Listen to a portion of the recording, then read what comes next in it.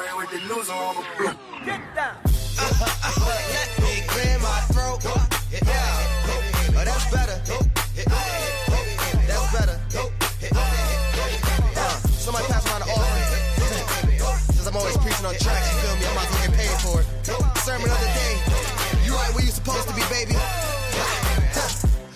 Informant, that information for me. Important, you get a portion of fortune pouring. Confession, fortunately, blessings on now they snoring. You mellow, so focus on scoring. Got you underperforming. I never expect something, never assume nothing. Judging me for my past, but that's why I'm triumphant. I don't demand, I know where I stand like engineer hands. Watch how my life pans. That game plan, show out like a jotter, pop out like a cutter. Telling the kick rock, skipping the coach, squares like hopscotch. This gonna be my mood to my beat drop. Putting my boogie shoes in my diddy boots, ain't no stop. I'ma make the rest of my life live. Yeah, I'ma make the rest of my life live. Gonna make the rest of my life the best of my life. Yeah, I'ma make the rest of my life live. I'ma make the rest of my life live. Gonna make the rest of my life the best of my life. Congratulations on the celebration. I know I'm dope without a need of a validation. No congratulations on no celebration. I know I'm dope without a need of a validation.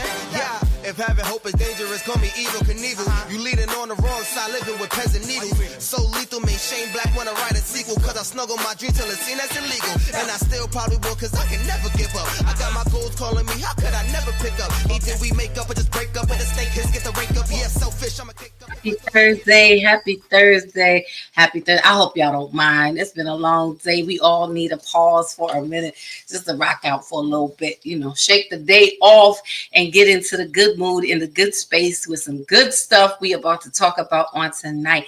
So welcome in, everybody. It is my favorite night of the week, Thursday night. Why? Because I get to spend time with you. Thankfully, the amazing Pastor Sheila, who is the curator of this wonderful space known as the Bravo with Sheila Network, right here on YouTube, the most amazing network of them all in these YouTube streets. That's right. I am biased and I am boasting. Absolutely. But she yields me this captain's chair every Thursday night to come spend some time with you guys to have great conversation and dialogue. So I am happy for that. And I hope that you are ready to get into this amazing conversation tonight. As we know, the month of June is Men's Mental Health Month. And so this month, we are focusing on our men. We wanted to give space here for the men to speak their truth and to express themselves. And I'm excited and happy because this month I'm trying to pull in all my brethren, male authors who have something to say that is going to help us to be better for our men, to show up better for them, and for them to be able to share and voice their feelings, their thoughts, and opinions. So with that being said, I'm looking forward to a great conversation on tonight with a first-time guest. But, once you come on the Bravo with Sheila Network, you're a guest the very first time. After that, you're family before the night is over. So we are grateful to have everybody here in the building. So with that being said, guys, just want to again welcome everyone. I am your girl, your host, Lady Dawn B. It's Thursday night with me. And I am so glad everyone is here tonight. I want to greet you all. I have to remember I'm not in church because I was about to say, I want to greet you all in the name of Jesus Christ. And while we are not ashamed, okay, because up on here, we believers. I'm just saying. So, I'm a God's girl. So you're going to get a little Jesus every time you get me, no matter what. Howsoever. The Bravo with Sheila Network is not it is not a spiritual channel. It's not a religious channel. And it is not a Christian network. This is where we have conversation and dialogue. If you do need any type of spiritual guidance, counsel, encouragement, you can go right across the street. That's right, left or right, makes no difference. Over to the Sheila Ingram Ministries Network, and over there you will find all things God all the time. So just wanted to throw that out there. So feel free, because that is our sister network. But over here, we welcome everyone's thoughts, feelings, and opinions. Just had to put the disclaimer out there, y'all. This is not church, but we are not ashamed. We're going to do what we do. However, sometimes we have to take conversations that need to be had in the church and in ministry outside of the church, because some people will never come in to talk about them. And sometimes when we're in those environments, whatever your religious sect may be. There are certain conversations that people are not willing to have within there, but they're necessary. So here on Thursday nights, we try to have those hard conversations that are necessary that other people don't want to have. And we just want to keep it real. So we invite you to be who you are on tonight. Our number one and most important rule, request, bylaw, however you want to put it, is respect. So respect is a big thing here. We operate this station integrally. While we welcome everyone's thoughts, feelings, and opinions, we're not here to argue or to debate.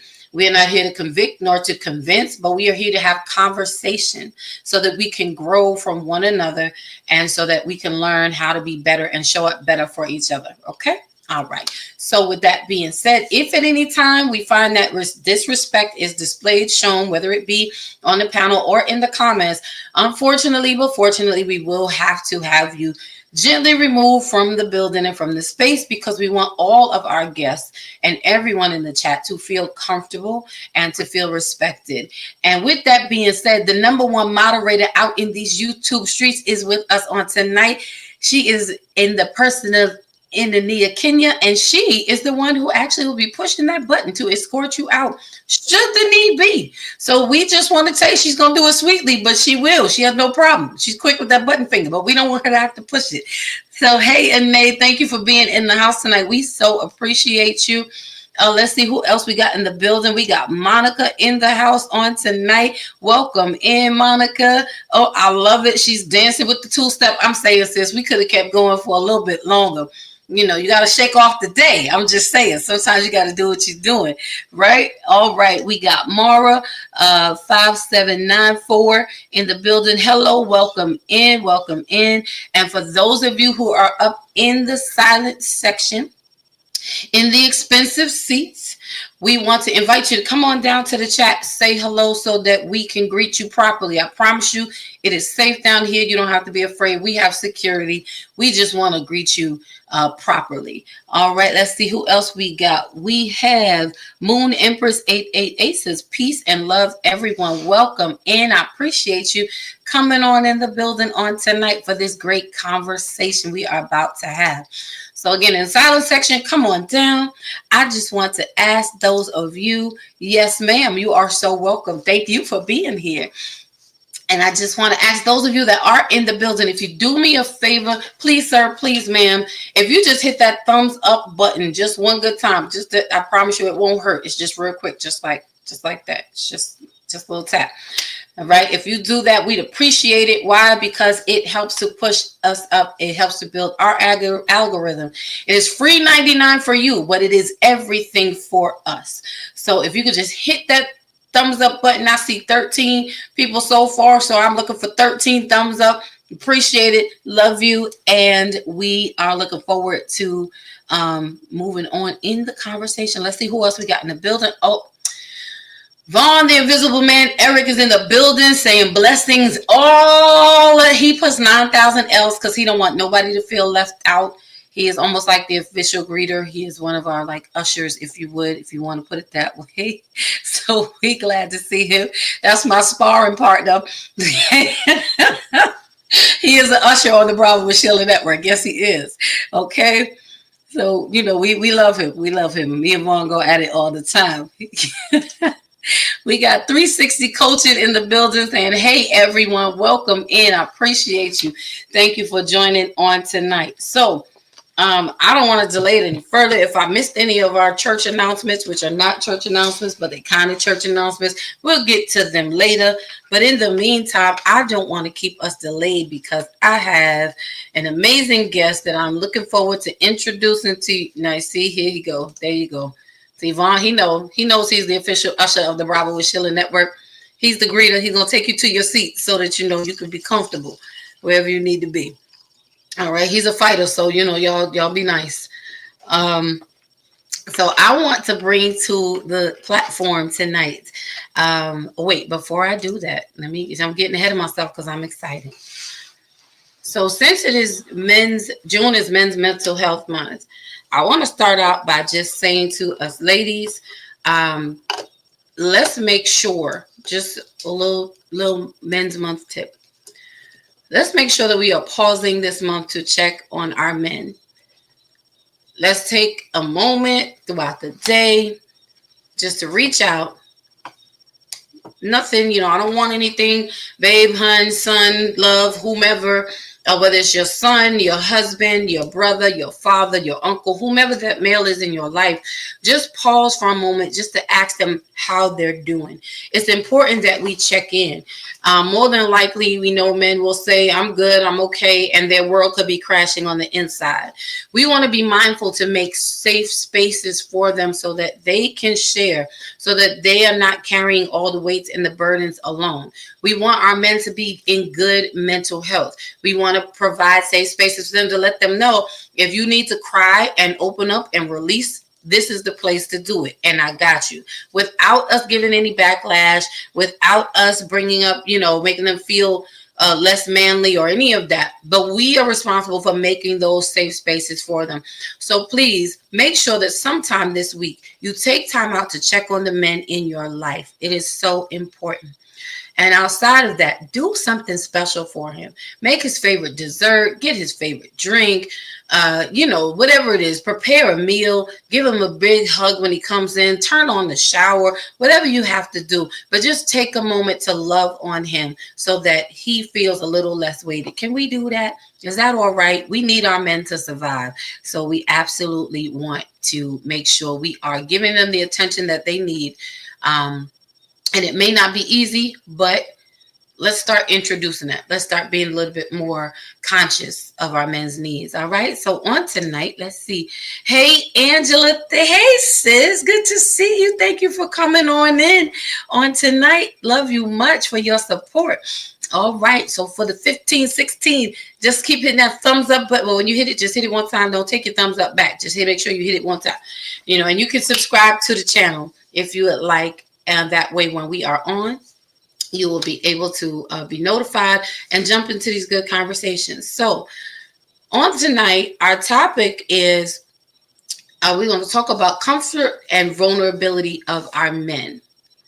A lot of men are not vulnerable because they are fearful or concerned about how we will perceive them afterwards. So they have to put on this strong face or this persona and walking around with all the weight of the world on their shoulders, but looking like nothing is wrong, where they're breaking inside. And tonight we want to talk about the vulnerability of our men and making sure that we are comforting them, providing comfort for them so that they can be vulnerable.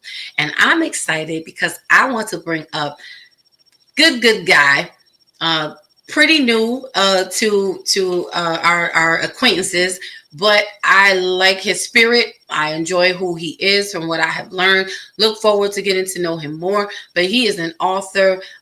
He is in the person of Justin Wilson, and he has written an amazing book called Courageous Vulnerability. So we're going to pull him up to share on that on tonight. I want y'all to welcome him in the Bravo way. And then we're going to get the squad up to, jumping on this dialogue as well. So welcome in, Justin. Thank you for joining us on tonight. How are you doing? For having me. I'm wonderful. A little nervous, but I'm wonderful. I'm happy to be here. All right, don't be nervous. You're all right. You got this. You absolutely got this. So I realize it's my first time meeting family, so you know how it is. Right, just the first time.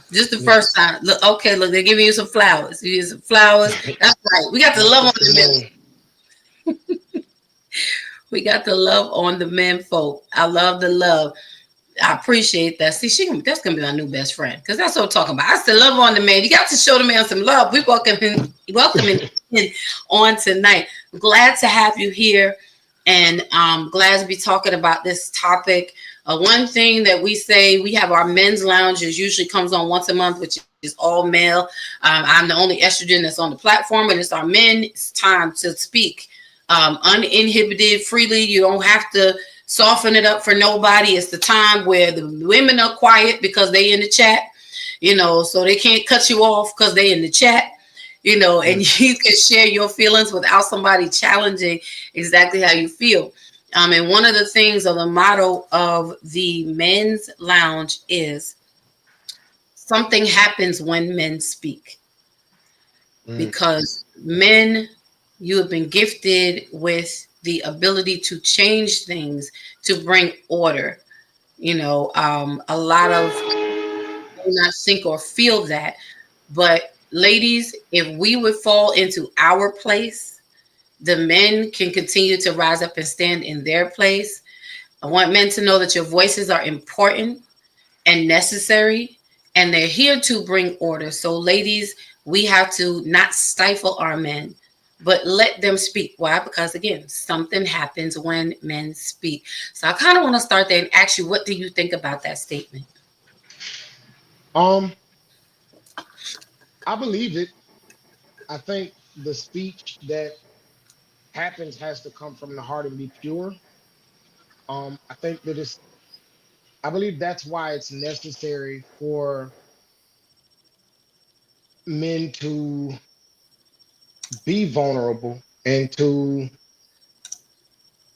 I'm sorry. I think that's why it's important for men to be vulnerable and to understand it as a strength. But I do believe something happens when men speak. When men speak, I like the statement. I agree. I agree. Thank you for that. Because I feel like men are more silenced than women are. We feel like we're silenced and our voices are restricted. And the truth of the matter is, women, we go off all the time.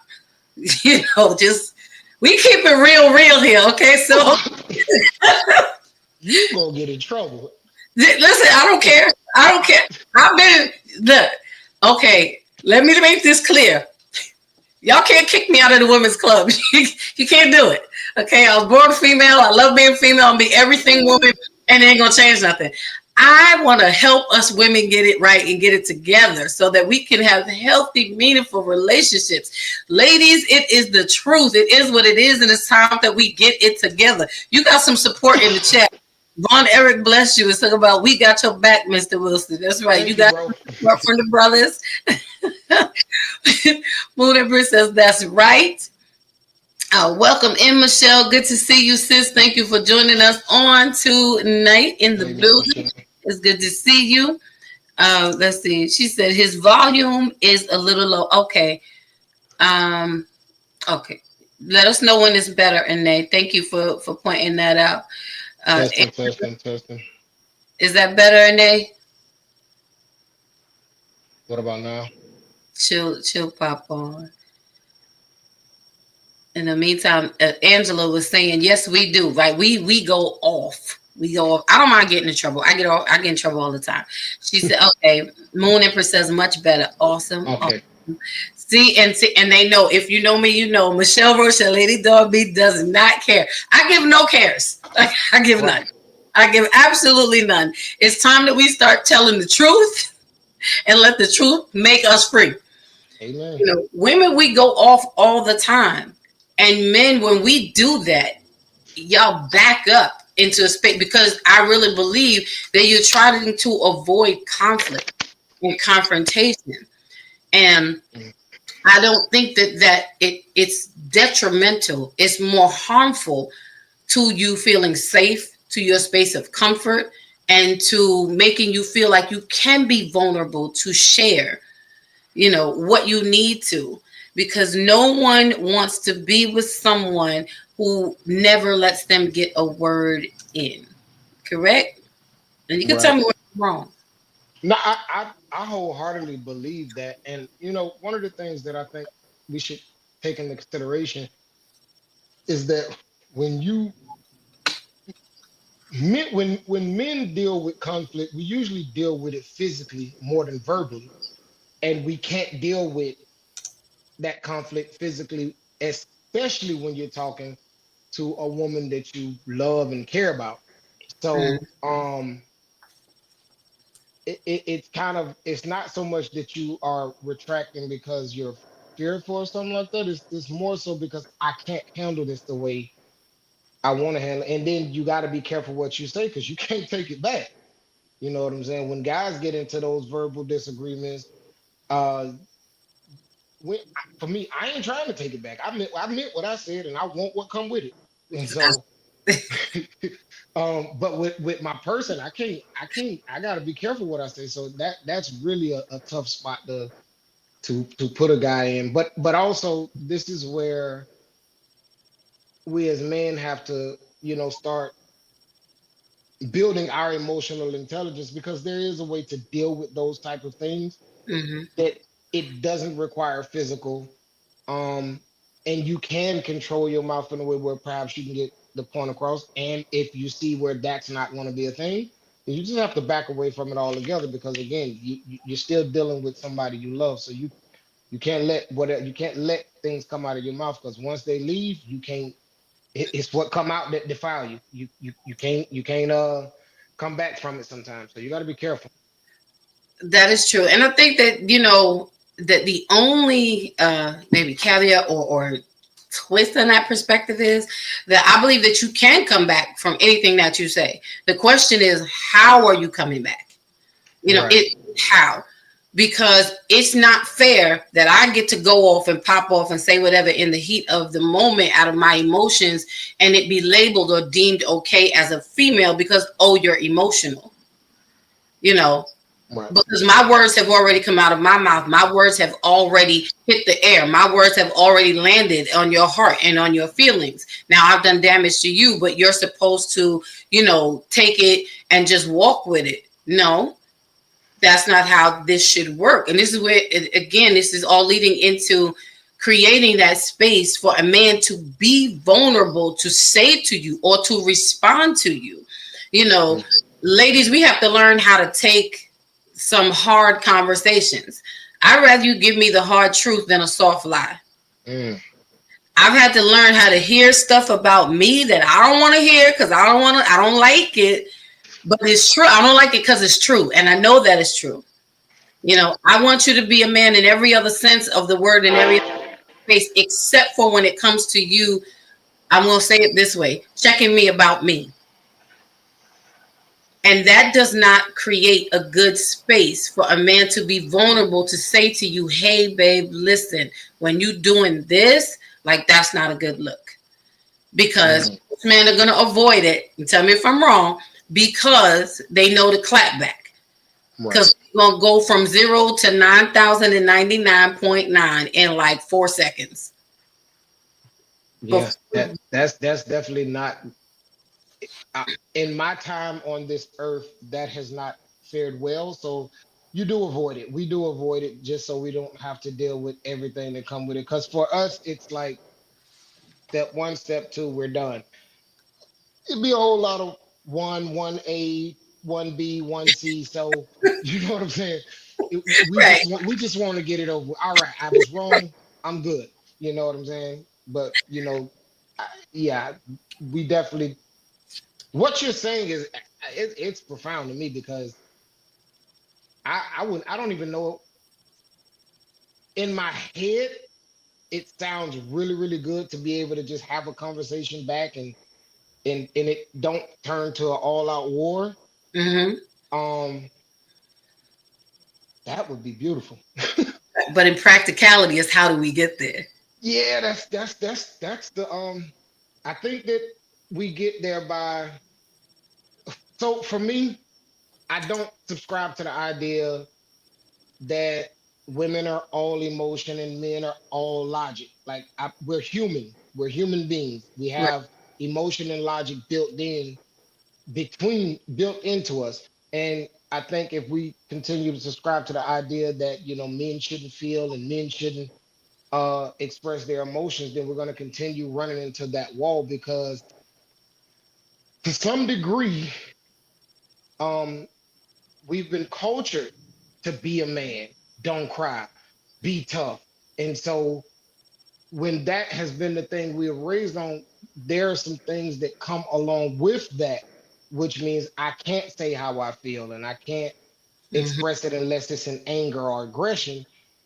And I think that's just a really, really, really unhealthy aspect of culture that we're going to have to be very intentional about taking down and rebuilding something different that allows the man to be a man, even though his feelings are hurt or something that was said cut him deep. He may not, put it out there for everybody to hear, but at least with that one person who is his safe space, and I know for me, if I'm with my person, and she is my safe space, I'm good. I'm watch the game and eat some wings. I don't need to go out there and play. I want to be right here where she at because it's safe here. Right. And we have to make sure, we have to make that happen. And this is why these conversations are so important. Again, we keep it really real here. We keep it to the point, like it is what it is.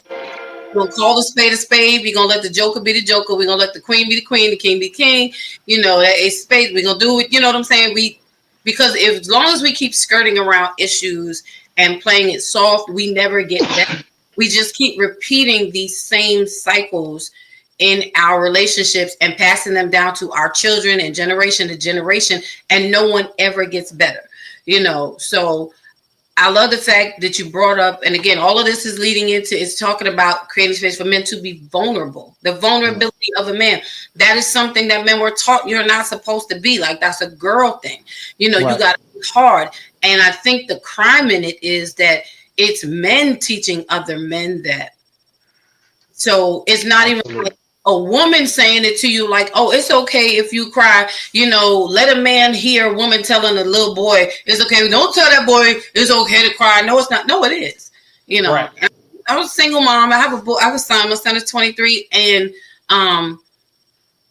during that time, I was married, divorced, and, raising my son. And when he needed to cry, I never told him don't cry. I never did. He'd be standing there trying to hold it in. And I'm like, what are you doing?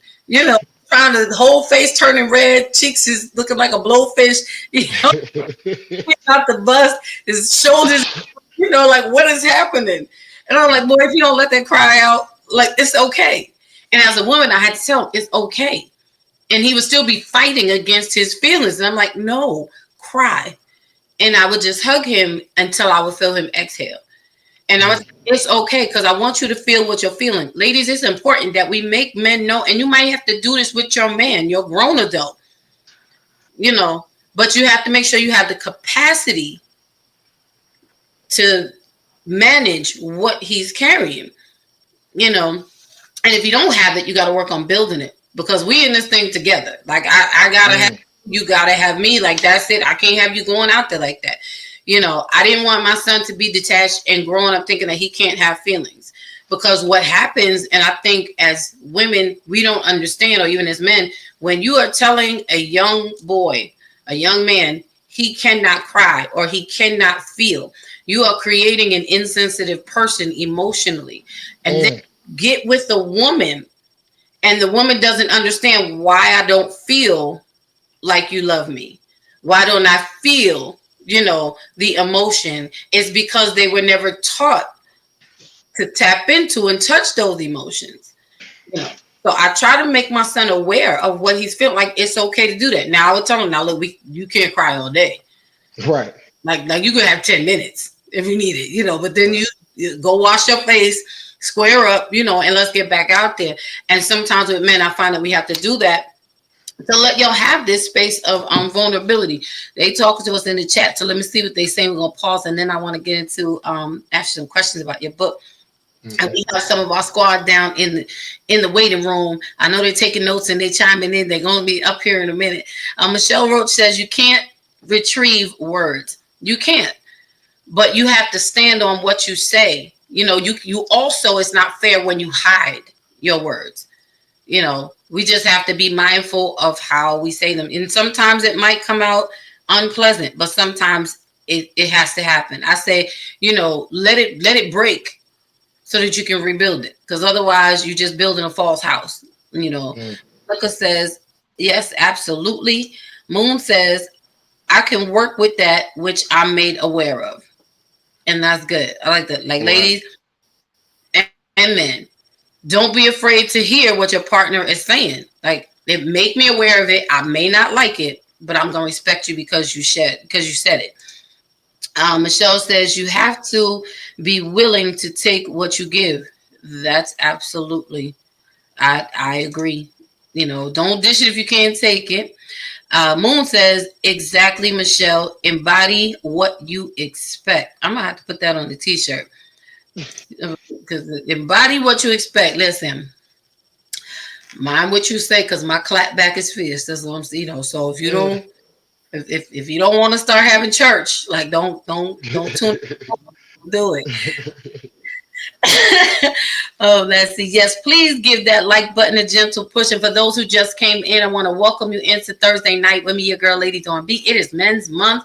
Something happens when men speak. And tonight, our special guest is author Justin Wilson. He's going to be sharing with us from his book, Courageous Vulnerability. We are talking about comfort and vulnerability of our men. So lean in, get your pen, bring a friend, and we're going to grow together, if that's all right. So Sir Eric Swinton, who is part of our men's lounge, and he's going to be up here in a moment, says, when we as men talk, we tend to raise our voice, not in anger, but to try to get our point across.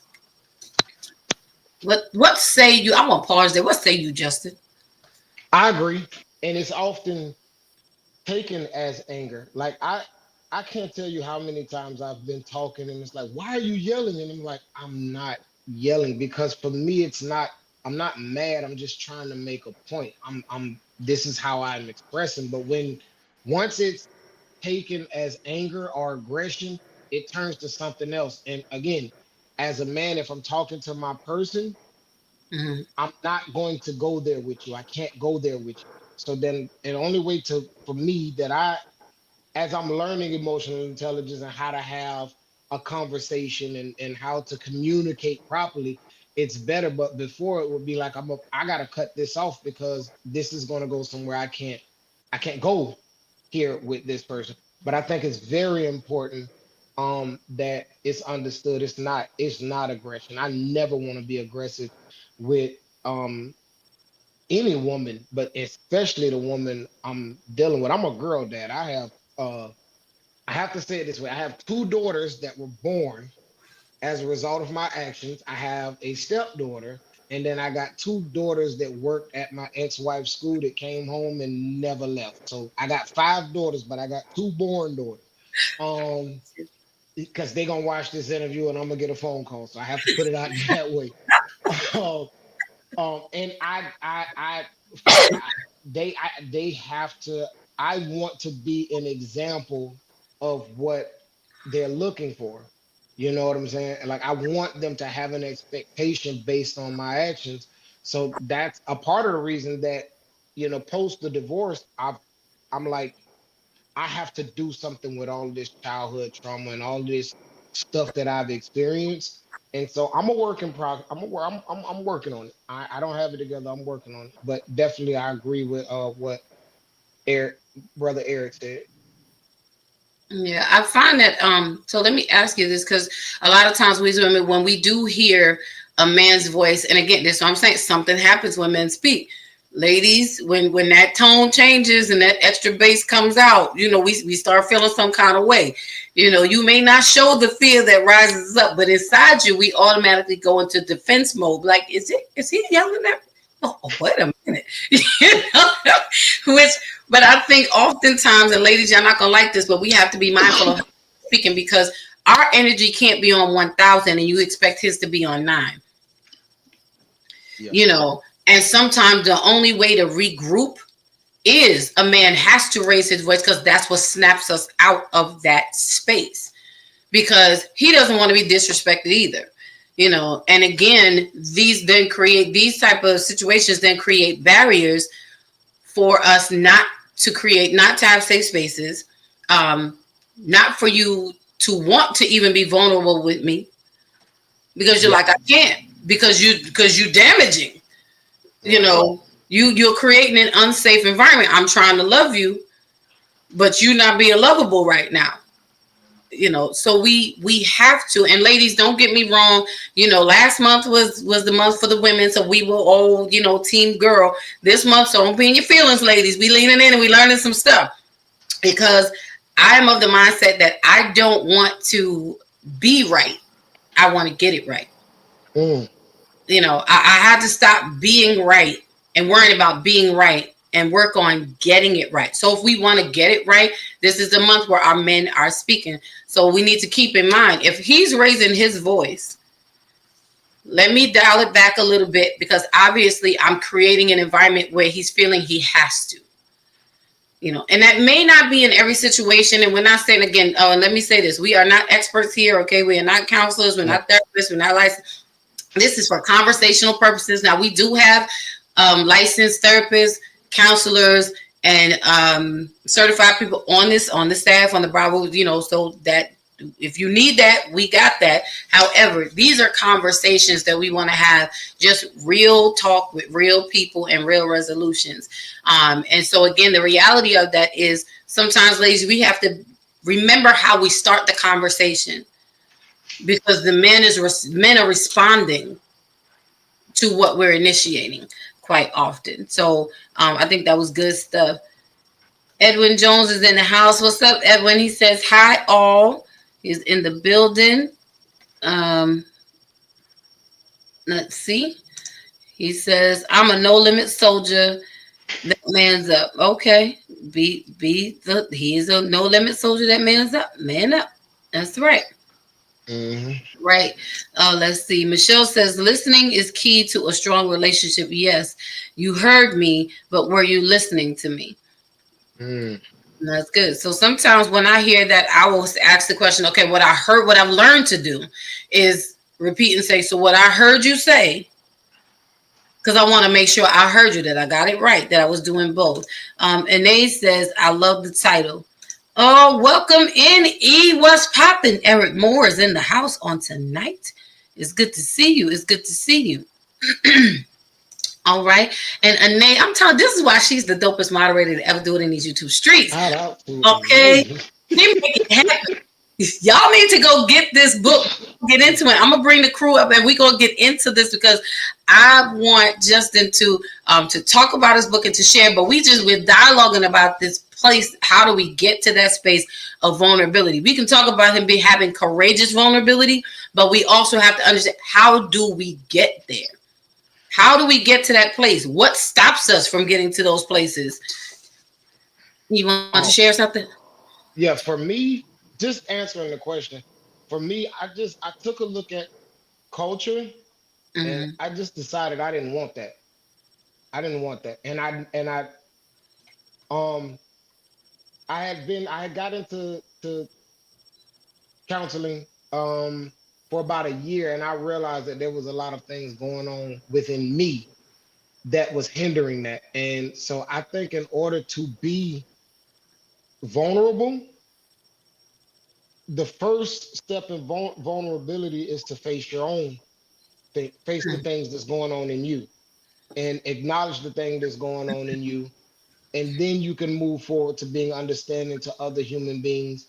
You have to create the boundaries within yourself so that you know how to, respect other people's boundaries, and also understand how to not let people violate your boundaries. Right. So I think the first step to vulnerability, at least for me, my non-expert opinion, it was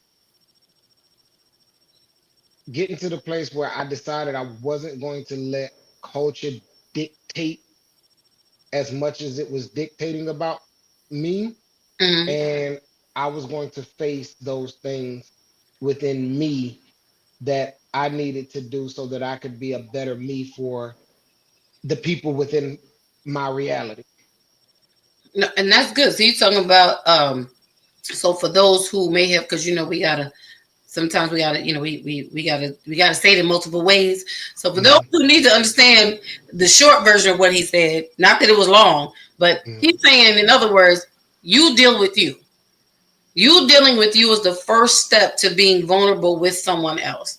You gotta be willing to admit to yourself. If I can't be vulnerable with me, to see my shortcomings, my hurts, my pains, my scars, like you said, acknowledge my trauma, then I cannot expect someone else to do it. Because then I won't have courage to even tell you about it. And I'm going to be hiding it.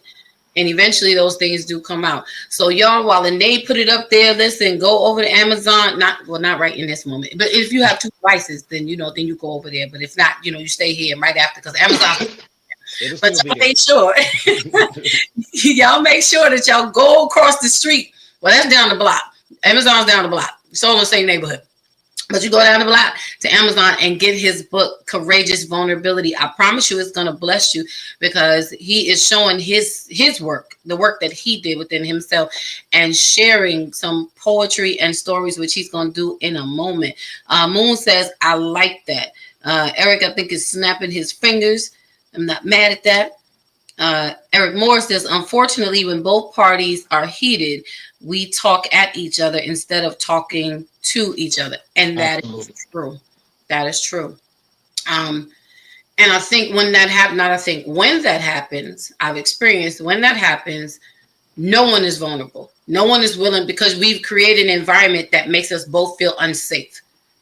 And it's with that, well, I can't talk to you. And so we shut down. But how are we staying together? Shut down. Like, right. we're not doing this. We're doing this. And we can't war against the world like that. Right. We have to be each other's safe space, or why are we together? So that's true. We got to learn how to talk to each other. And again, not liking everything that we hear, but that's okay. In that area, there's actually a piece in the book titled, If We Don't Win, We Lose. So if we are a team, then the goal has to be to eliminate what's between us, not each other. Right. That's good. That you know what, that deserves a pause, because that's eliminate what's in between us, not each other. Right. We are not each other's enemy. We are on the same side. Everyone's saying he has a psych PhD. Okay. All right. I would love to hear his take on some of this stuff. We're not even gonna go there. Nell says, Eric, I agree. She agrees. Let's see what else we got going on. And then I'm going to bring a team up. Information shared is for conversation purpose only. That's right, guys. It is only for conversation. We are here dialoguing and just sharing from the well of our experiences. Eric Moore says, both sides speak with the intent of getting our point across and not trying to understand each other. We must learn to put our egos aside in order to try to gain understanding. Right. It's like when we do that, my question is always like, how's that working for you? Right. So I don't like to argue. I'm not going to do it. I'm going to say what I said. I'm going to stand on it. I'm not arguing with you. I'm just not going to, and if you continue to push, then I'm like, well, you're not going to get a response. And and how is that working for you? Is that getting the result that you want? Because I know my temperament, and I know where my temper will go. Right. And I don't want that. I want us to be good and at peace. Evan says it's hard to trust a female companion. That many will use that information against you. And that's true. And I think that now I will say this. I can agree that women tend to weaponize the information men give more than men do. A woman, the minute we are offended, will throw something up because we know that that's going to hit in a particular place. And then we become the enemy, because betrayal is an inside job. That's not the result that you want. I should not want to. If I am in a place or in a relationship where I'm feeling like I have to weaponize what you told me, that lets me know I'm in the wrong absolutely relationship. Absolutely. Michelle says, don't assume anything. Ask for clarity. Evan says, I don't have a psych PhD. Nobody's hating on you. See, this is why we're not doing this. I assure you. So to be correct, hater, I do have a psych PhD. First of all, no one is hating. We don't do that here. Second of all, no one even said that you did not. We read the comment. I wasn't in school with you, so I wouldn't know. I'm just saying. And I'm saying. So as we move on, I'm going to bring up our team tonight to engage in this conversation. Before I do, I want to read something, the definition or an insight to what vulnerability is. Because sometimes, you know, we use these words and these terms and things, and to be honest, we don't really know what it is. We don't really know what it looks like. And so therefore we are not able to use it properly or show up properly. So it says vulnerability in its broad sense refers to the state of being susceptible to harm, either physically or emotionally. It can also refer to weakness in a system like a computer, but we're not talking about that. We're talking about people. Emotional and social vulnerability is being emotionally vulnerable means being open and honest about your feelings, thoughts, and experiences, even when it feels risky. That is a major point. Even when it feels risky, I'm still being open and honest about my thoughts, feelings, and experiences, which is key. It's about letting others see you as you truly are without the need to hide or present a false image. Mm. That is what vulnerability is. That is the core of what it is and how we should be expressing. Let's see. As of recent, I'm dating someone, yet she used my wants against me, now feeling betrayed. Well, I would suggest you use that psych PhD. Okay. And if she used your words against you, then maybe sometimes we have to think about our words, right? How much you're giving. So, you know, hey, the person may not be here to defend themselves. 360 Coaching said that was a mouthful. It was, wasn't it? It really was. But when we understand what vulnerability is, it gives us it opens up the understanding as to what Justin is about to share and why courage is important, why it takes courage to be vulnerable, you know. Okay, well, Evan, we're sorry that she can't be trusted. I'm very sorry. You know, if you with someone that you cannot trust, then that's not the person for you. You know, if you feel that way, it's okay to depart and keep your peace. That is quite all right. Eric says he just ordered his copy of the book. That's what's up. I appreciate that so much. Now, Eric, you better not have popped off of here because I told you if you don't have two devices, the rule is stay in the room, stay with your group. Okay, we want you to order the book. Definitely. Okay, Michelle is calling my name. All right, Michelle, I'm sorry. I'm going to go back to behaving.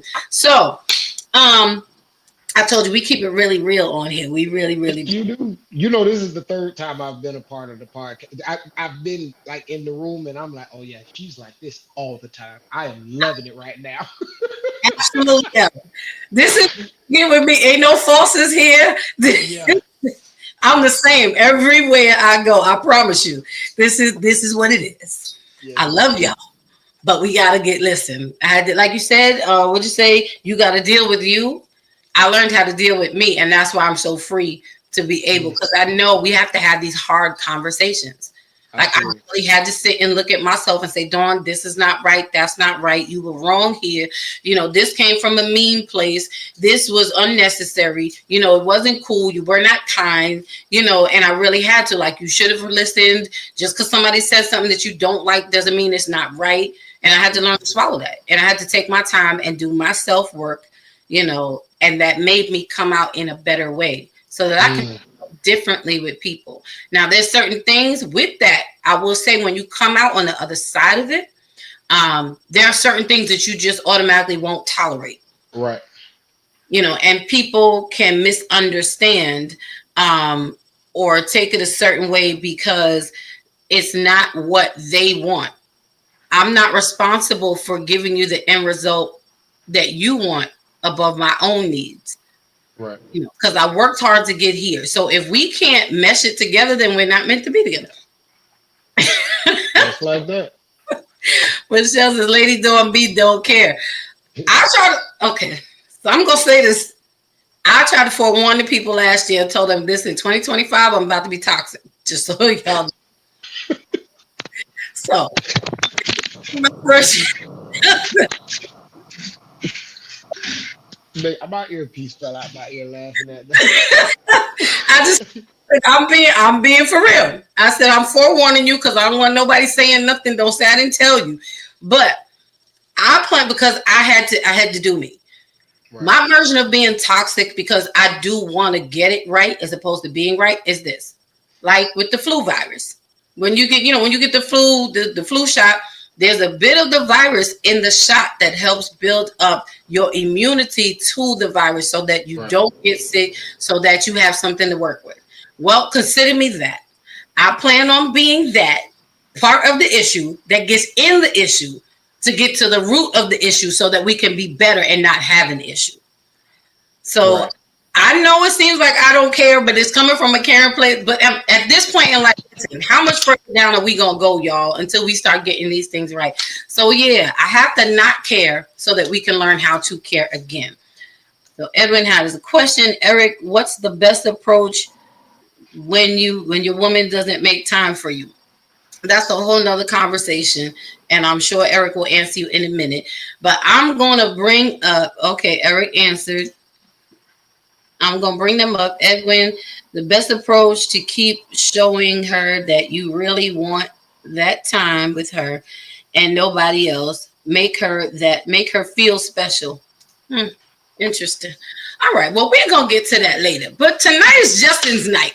So I want to bring up my girl, Coach Theo. You know her. You love her. She is a part of. Oh, hold on. I'm sorry. I got to pause. Why? Because my queen has entered into the room.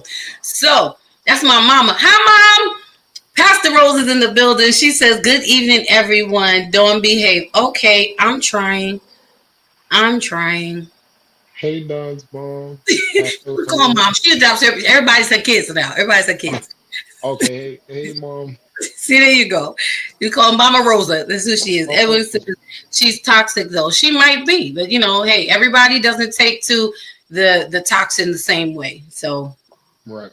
It's just what it is. Maybe you need a different dose. Maybe you need a different antidote. So, as I was saying, right now we're going to bring up to the stage, to this platform. You know her, you love her. She is in the person of Coach Theo. We're going to bring her up before Justin gets into his book. Hey, sis, what's popping? Don't hold you down. What's going on? Hello, Coach. Hi, Justin. How are you? Hi, Mama Rosa. Hi, everybody in the chat.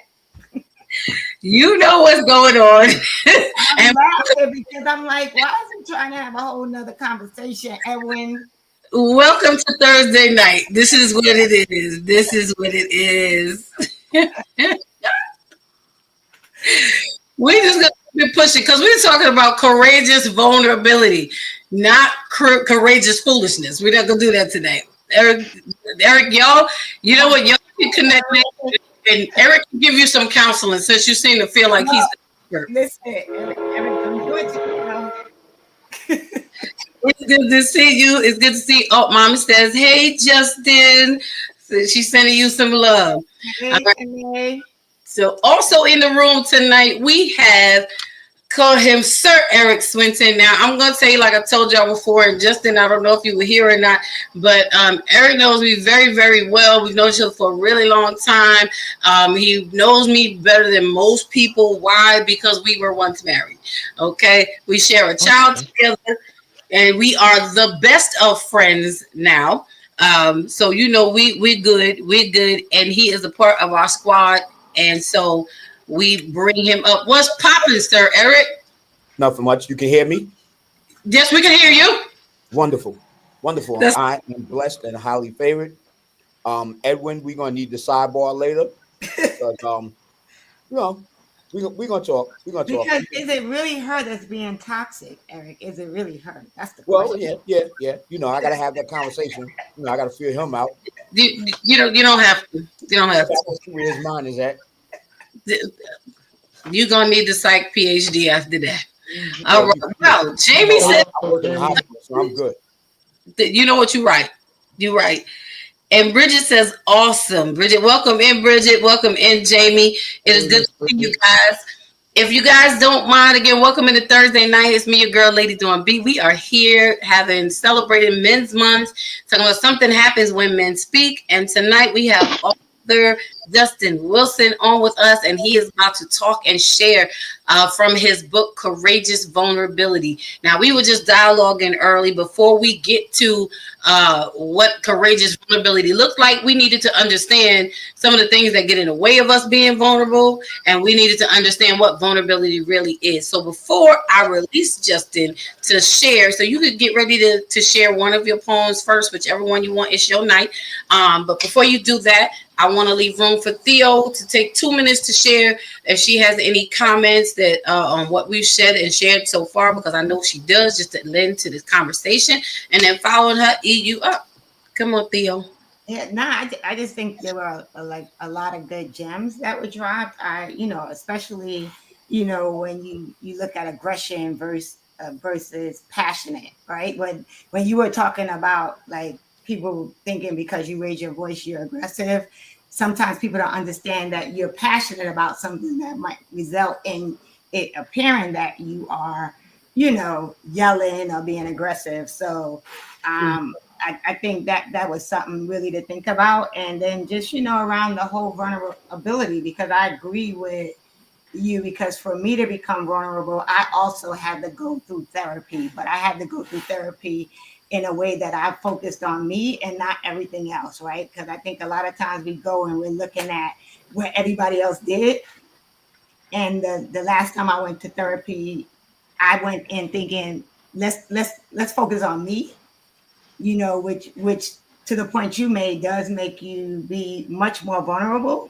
But I also realized that too, it was up to me to tell my story, because that way it's easier to be vulnerable, right? Because you're telling your story before anybody else can. So anything they say about you really doesn't matter anymore, right? Because you already put it out there. So yeah, but I think I read one of your poems that Dawn sent, and so I definitely am going to pick up the book. So but I appreciate and applaud you for sharing your story.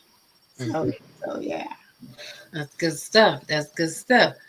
Come on, E. Share your 2 minutes on what you want to share on this story, on this topic so far, before we let Justin release into the atmosphere where he's about to release. So we as men have to learn to humble ourselves when we're around our women, our girlfriends, our wives, our fiancés. We need to learn to humble ourselves. We need to learn to calm our tone down. Like the tone that I'm talking now. So a lot of times I talk like this to my wife, and she takes it as me being a little aggressive, and I'm like, I'm not being aggressive, and I'm not trying to be sarcastic. I'm keeping calm, and I'm talking to you the way that I'm talking to you.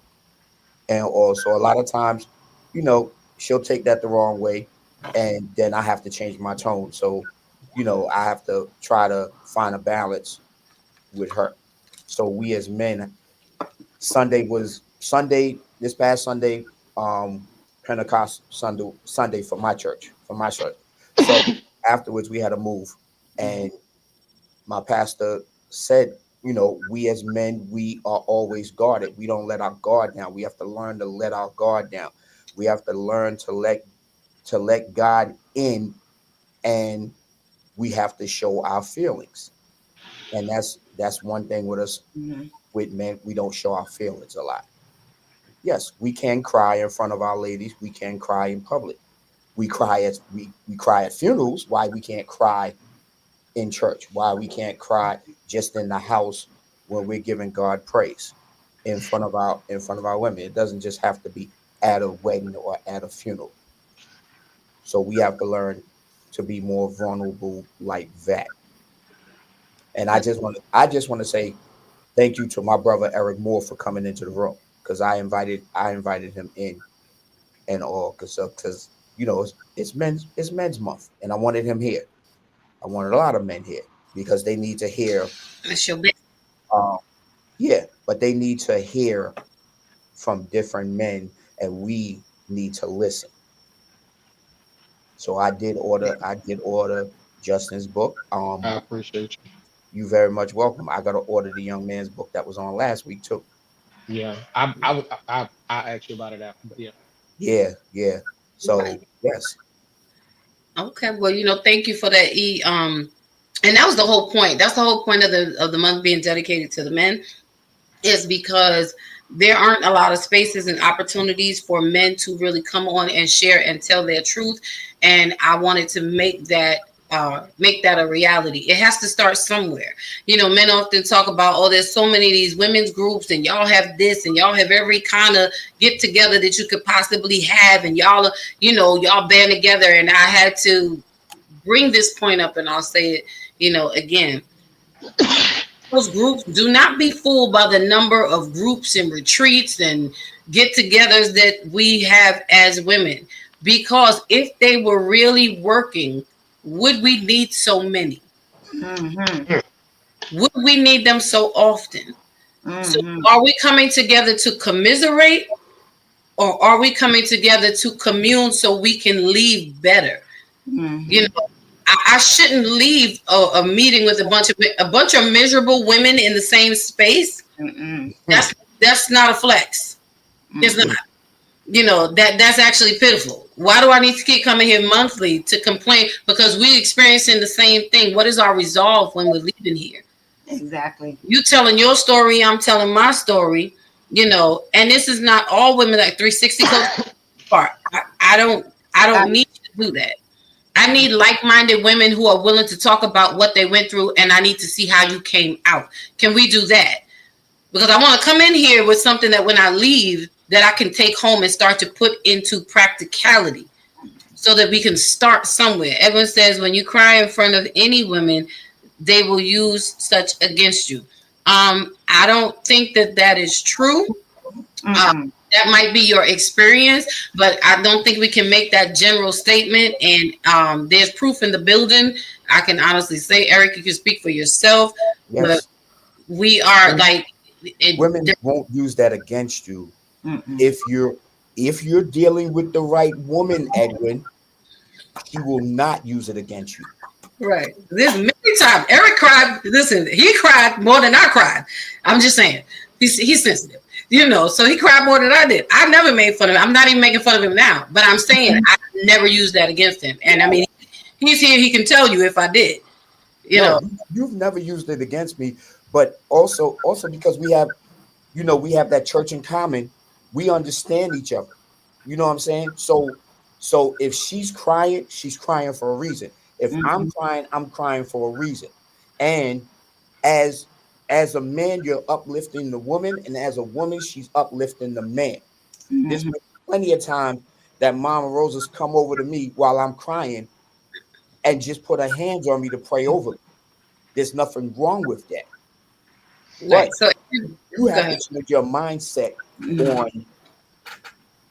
on what's going on with you and the young lady that you're dealing with. If you're saying she's toxic, then you move away from that. But then again, is it she that's toxic, or is it you that's toxic? And you have to look into that. You really have to dive into that and come up with the answers for yourself.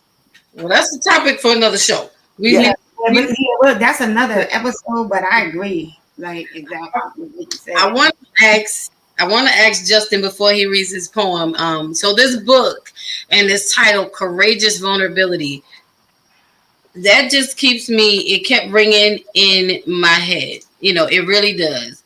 I think she said, and that's fine. Okay, what you're thinking, what you know, you got to. So if you think that, then you need to do what you need to do to absolve yourself of that environment. Pretty much if you stay there, you can't blame nobody.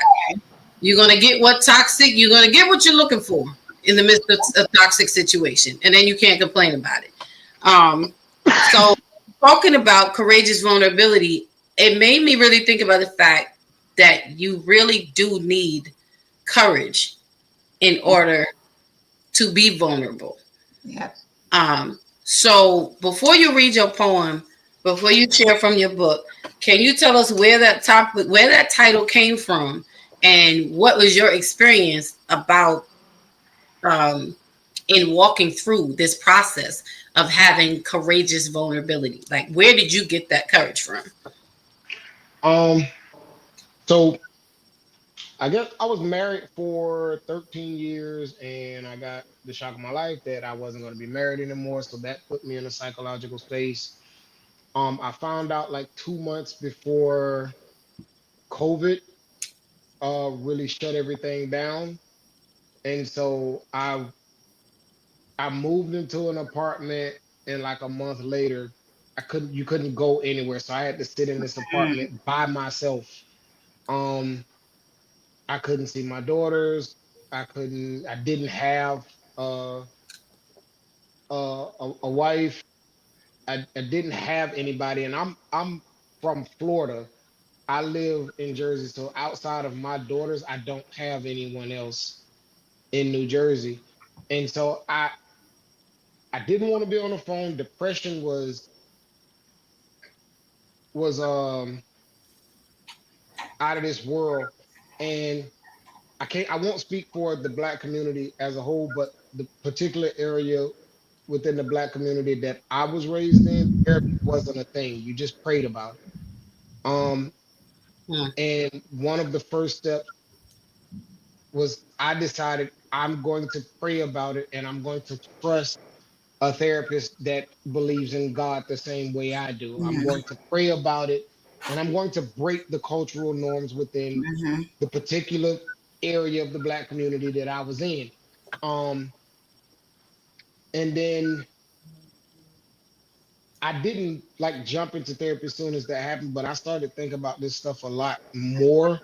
And the first poem of the first short story of the book and the what I what I what I'll probably read was um something I held on in myself from I had only ever let it actually come out of me one time, and that was when my mom happened to walk in, and what happened had pushed me to the point where I wanted to unalive myself. I just couldn't deal with what it was causing. Um, and then the next time I ever said anything about it was this was the piece that the piece that I read. And after I read it, after I wrote it out, I just felt the weight, like I felt the weight leave my body. Um, because I actually spoke it and I know this ain't church, but like I had a situation where God just let me have a conversation with a do young you, man. do you? God let me have a conversation with a young man who had a similar experience, and I was able to speak life into him because it was an experience that I had also. And for me, I'm like that after what I was 35 years old when I actually maybe 34, 35 when I actually spoke it. So for like 20 plus years, I was carrying this thing and it was doing the damage that it was doing. It had the power that it had, but after being able to speak it and release it and then have a conversation with somebody and being able to use that experience to help them, it was like, you know what? That one conversation made what I went through worth it because somebody else got help from it. Mhm, And I'm like, you know what? We have, for me, as a black man, and I'm not knocking nobody else, but as a black man, I feel like we've been put in this situation where we are taught by other black men and culture as a whole that we can't say how we feel. And after experiencing that weight being lifted, I'm determined to I'm going to say how I feel. I will admit I can be an emotional man. I have to emotionally regulate, but I'm not going to do is feel something and not say it. If I'm with somebody, we have to be able to talk about things. mhm, Communication is huge. I have to be able to mhm, sit because I'm not going to allow the stressors of holding things in as much as I can help it. I'm not going to let that kind of stress be the thing that takes me out of here. And I let that kind of stress almost make me get myself out of here a couple of times. And I'm sure the stress of it would have done what stress does to our bodies mhm. anyway. And I don't that the thing that led me to being courageous is I knew that what I was saying could expose some people's actions. I knew it could hurt some feelings. I knew that, you know, it could make me be looked at, oh, he's just a weak man. Um, but there's a story behind everything. And I'm saying let's deal with how we got here, because Mm.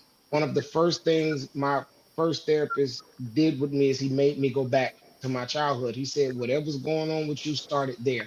And so this piece is dealing with that. Okay. That's okay. Thank you for sharing that, so people have an understanding of what they're about to hear and where it comes from. And I hope that men, that you're listening and that you're leaning in, because I'm sure there are other men who have experienced what you're about to share. And even if your experience is different from what he's sharing, there's still something that puts you in a space where you have to find the courage, to deal with stuff that will allow you to be vulnerable. So let me just read these 3 comments right before you get into what you're going to share. And again, those you want to hop over to Amazon and get his book. And if you wouldn't mind, for those of you who are here, if you could just hit that thumbs up button, it is free 99 and we appreciate it over here. So Anais says, oh wait, I'm sorry. Let's go do this right. Denitria, welcome in, welcome in. I hope I pronounced your name right. Forgive me if I didn't. Says these conversations are very necessary. Thanks for the invite, Justin. They really are very necessary. They're ones that we need to have. And again, we are believers here, and there's nothing wrong. We welcome everyone's thoughts, feelings, opinions, whatever your spiritual religion, whatever your moral compass is. We welcome it. We embrace it. We invite you to chime in and share. We're sharing from what ours is, which is God, as believers. So fill that in with whatever yours is. We're not here to argue. Hey, ice cream is ice cream. You like your flavor, go for it. God is God. How you choose to express it is perfectly fine. We just ask that everyone respect everyone. But these are conversations that we as a body should be having, but we don't. And like you said, our culture teaches us to just pray about it. But one thing I know about prayer is a dialogue. It's not a monologue. So when we pray about it, you have to pray and then wait and listen for the answer. And when you get the answer, you need to act on it. And God is not a genie. Whoever your moral compass is, it's not a genie, not going to do the work for you, but you will get leadership, you will get guidance, and we have to do that. But we can no longer just pray over things, because there's still a work that has to be done after that. So, thank you for bringing out that point. And that is so true. And yes, these conversations are extremely necessary. And they says, thank God for spiritual intervention and your freedom and gift to share your book. Amen. Because there is someone that needs to hear. I was saying to Justin earlier, everybody is, everybody's not here for everybody. It's not going to resonate for everybody, but there is everybody for somebody. Your voice is going to resonate with the audience that it needs to. Eric's voice is going to resonate, who's it needs to. Theo's is going to resonate, with who it needs to. So we all hear differently, but we are thankful that you have taken this step to share honestly and earnestly and open that door, because that is going to give another man courage to be able to open up and share. Bridget says, I love that. You are saving yourself a lot of pain.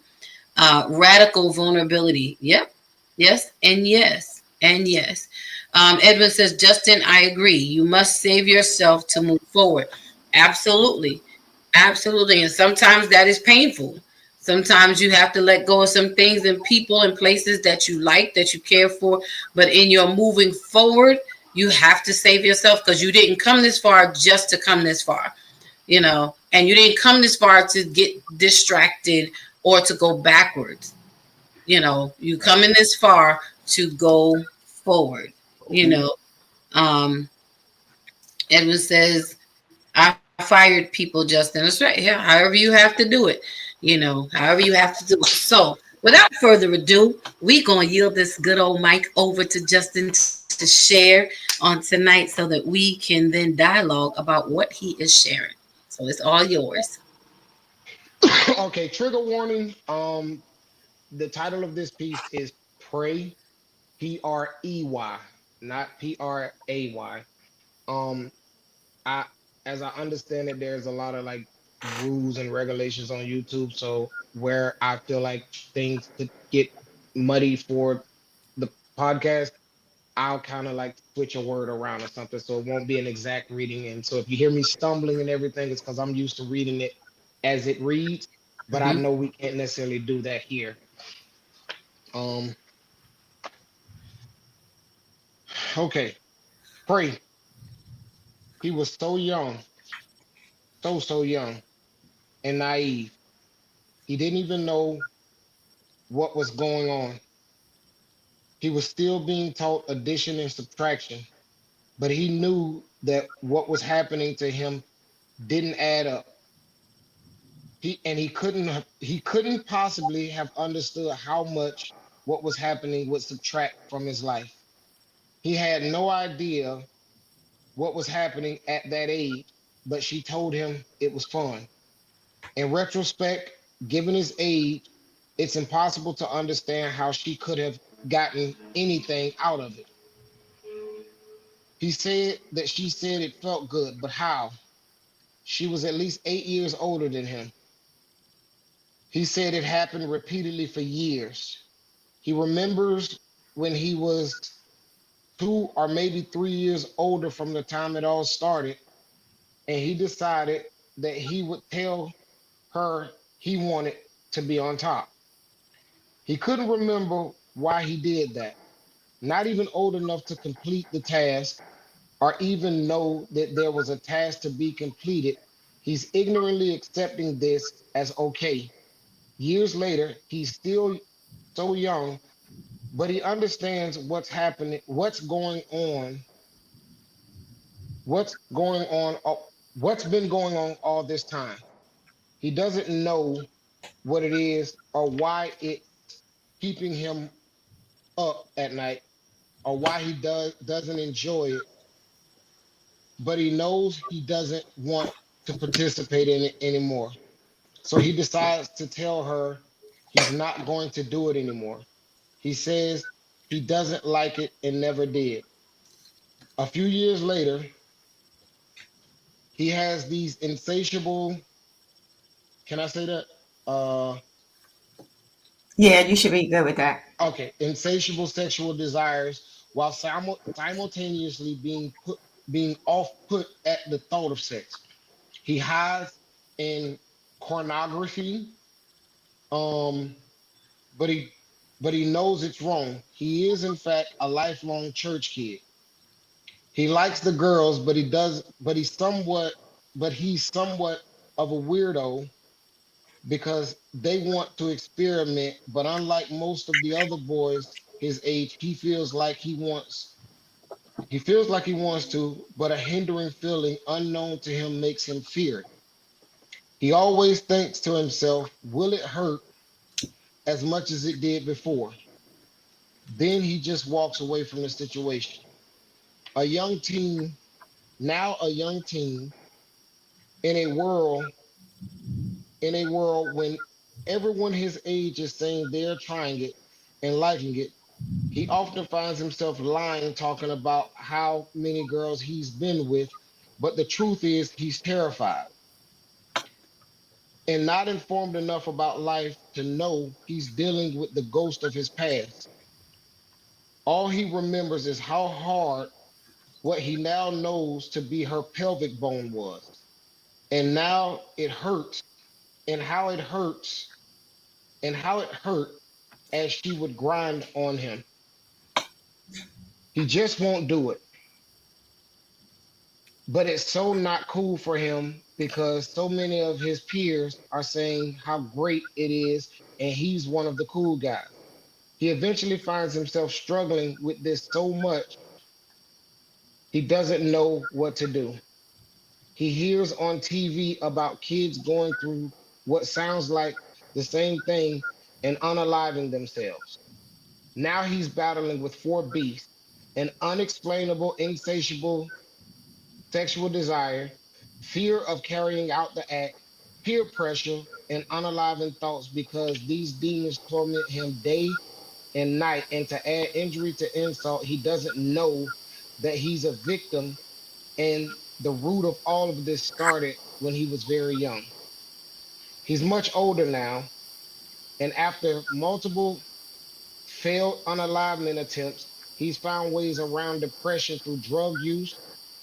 I don't know if I can say that. Through substance use, Mhm. got over the fear of intercourse through excessive pornography, and has all but completely subjected himself to his intimate desires or sexual desires. He can't be satisfied, but he can accommodate himself. He's damaged and he doesn't even know it. He's damaged, and society tells him he's being a man and that he got introduced young, and that's a good thing. He's completely toxic. And because it's socially acceptable toxicity, he doesn't even know he needs to change, even though he's in church multiple times a week.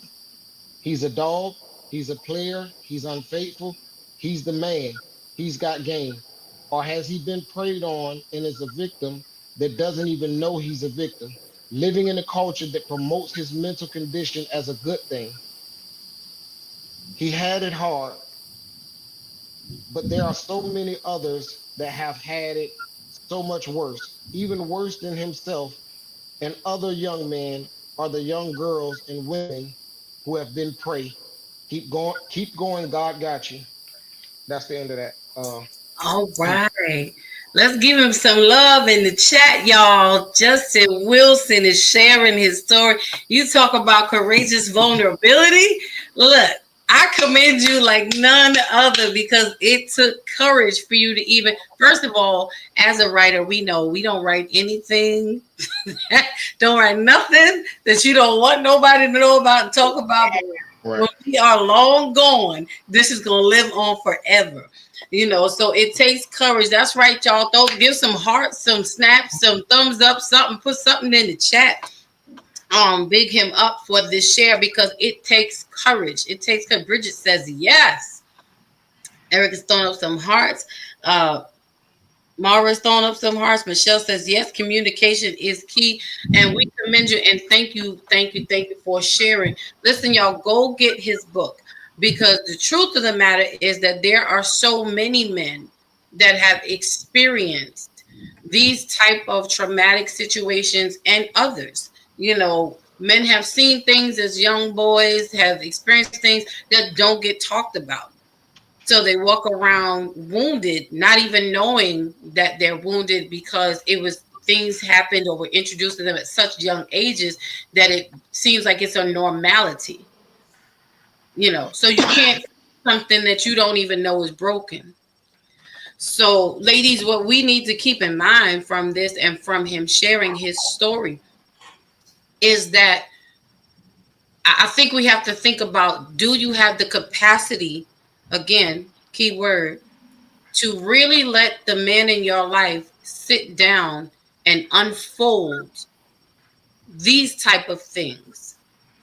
This is where the definition of vulnerability comes in. Talk about it, sharing my experiences, my thoughts, my feelings at the risk, knowing I'm taking a risk. Because how many women would hear this kind of story and turn away?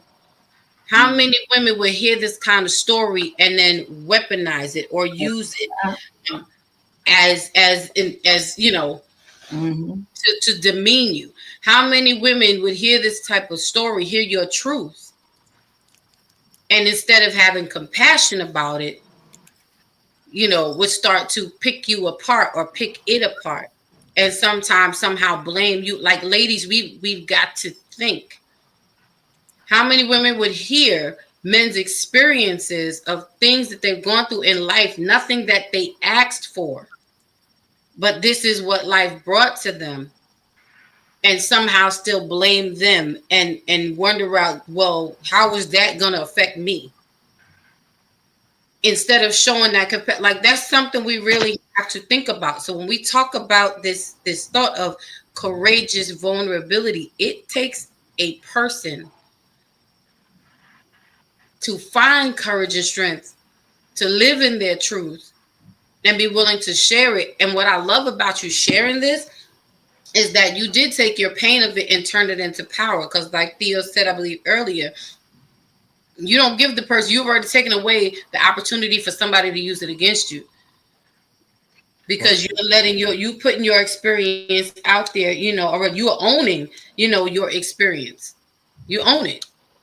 Right. And you walk guilt-free from it. And that's what we have to do. You know, there is no guilt, because how many women have gone through these situations and instantly get compassion and empathy? But men have to suffer in silence. And then ladies, you wonder why the men in our lives maybe are standoffish, maybe are closed, you know, maybe are not so emotional, maybe don't know how to really express that love from the emotional side or the physical side. Are we really willing, capable, and equipped to be there to hear your truth in an intimate setting, if it's one-on-one, and just let you share and me not look at you any differently? Mm-hmm. You know, these are things that we have to really think about, ladies. Bridget says, unfold, right? Unfold their trauma. Yeah. Something happens when men speak. You know, and I know I appreciate, I know, you know, it's a very, this is a very sobering moment Mm-hmm. because of what you shared, and you still standing here today, you know, and I believe it also empowers other men to know that another man went through this and he's still a man, all man. Yep. You know, it didn't take anything away from you.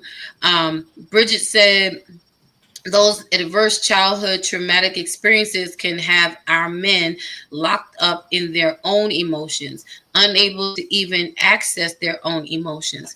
Exactly. Yeah. And yet we're demanding for you to love me this way because, you know, because this is what I want, this is what I need. Have you ever stopped to create that safe space for him? I And think that it's, I'm sorry. no, go ahead. Go ahead. One of the things that I feel like it's important in that, in my experience, is that like with our young people today, when I see, and I've been, it touches my heart because I've been one of these young brothers. But when I see the young brothers and you listen to this music of these guys going out and taking life and being willing to give theirs, um, and not feeling, not even being able to see enough value in themselves to do something that doesn't put their lives on the line. I feel like a lot of that comes from holding in this type of thing. Because I know for me, there was a time where holding that in, I felt like a victim, and I don't like to feel like a victim. So I went out and did things trying to, it wasn't even about the person I was with. It was, there was a disconnect from that. Mm-hmm. Okay, you're gonna allow me to find strength. And so now I'm not even doing this for its right purpose. I'm trying to find strength. Or very, very, very risky behavior. And I learned this stuff through, you know, going through my therapeutic process, but living a lifestyle, very risky behavior, um, such that there are those in my life who said things to me on a consistent basis and pretty much convinced me of it at one point, that I would be unalived or in jail for the rest of my life by 15. Mm. They didn't know what was causing me to behave that way. And for me, that's why it's important to say this. Because I know people gonna feel how they gonna feel, and I'm fine with it. There gonna be some people who can get help for it.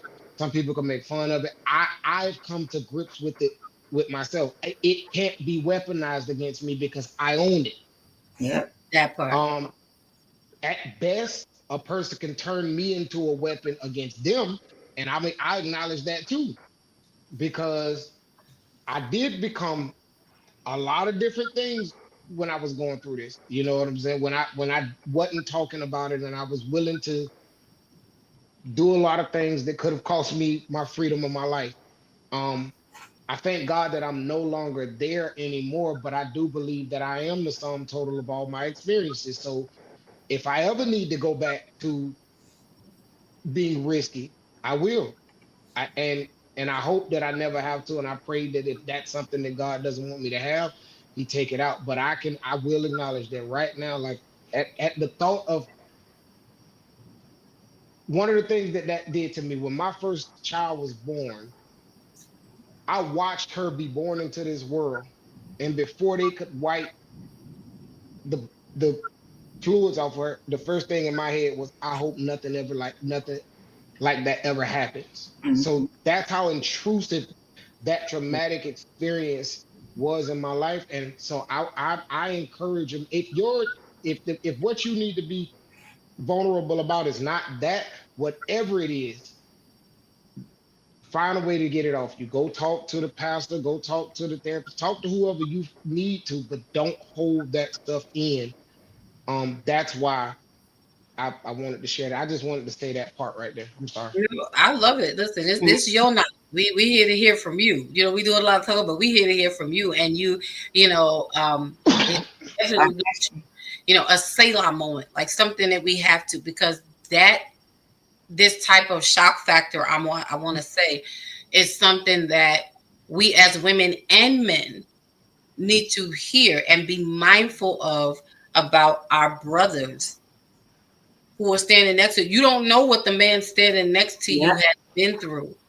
And if you think about the stuff that you're holding in, what makes you think the man standing next to you is so free? And so it's important that men don't pit themselves against each other, because it goes back to the beginning when you said, like, the behaviors of, you know, man up started. The inception of that thought in our culture comes from another man. Mhm. So men, it has to start with you saying to that brother, no, it's okay, bro. No, you know, no. I was going to use the street term. You know, no, you know, nothing on the special side, nothing colorful, but I got you. Come cry on my shoulder. Like, I got you, bro. Like, man, like we, you know, we gonna man hug it, you know, Yeah. because there's things in you that only another man can heal. Because as a man, I need to know that a brother understands me. I mean, and correct me if I'm wrong. You know, women, we can be there for you as the nurturers and the comforters that we are, but that strength that you need from your brothers, not making you feel like you are isolated or there's something wrong with you, but you are welcomed and embraced. Like, that is, you know, that's the big up. You know, that's the big up. You know, and this type of stuff has to be normalized, especially in our community, because until we do that, we're not gonna get no better. Correct. Coach 360 coaching says that piece was deep. Thanks for sharing that. Mara says, much love, brother. Thank you for sharing. She also says, speak on it. She said, exactly. Courageous vulnerability, Denitra said, at its finest. Absolutely. She says, so true, sis. Sure did. Absolutely. Shantae says, exactly. Holding it in is no good. Mara said that you are still standing. Absolutely. Absolutely. And it says and she also says, thank God. You know, and we do have to thank God, but you're one man who spoke up. Imagine how many other men are walking around not Yeah. saying anything Yep. and holding that in. I want you to jump in and share your thoughts, your feelings, as you know, the men are speaking tonight, and then we're gonna go to Theo, on what you're thinking of feeling, and just your thoughts. The piece was very powerful. As he was reading it, I was reading along with him, and I'm sitting there. I was sitting there holding back tears, and all because it's an emotional piece. It had me think about my kids, and all because my kids are 23 and 28, with my son being 23. So, me teaching him growing up the rights and wrongs. You know what I'm saying? How to treat a young lady. Don't take advantage of her. always make sure that she gets home safe, things like that. I taught myself that growing up because I didn't have my father in my life. So with me not having my father in my life, I always said, and Dawn can attest to this, that I said I never want to be like that with my kids.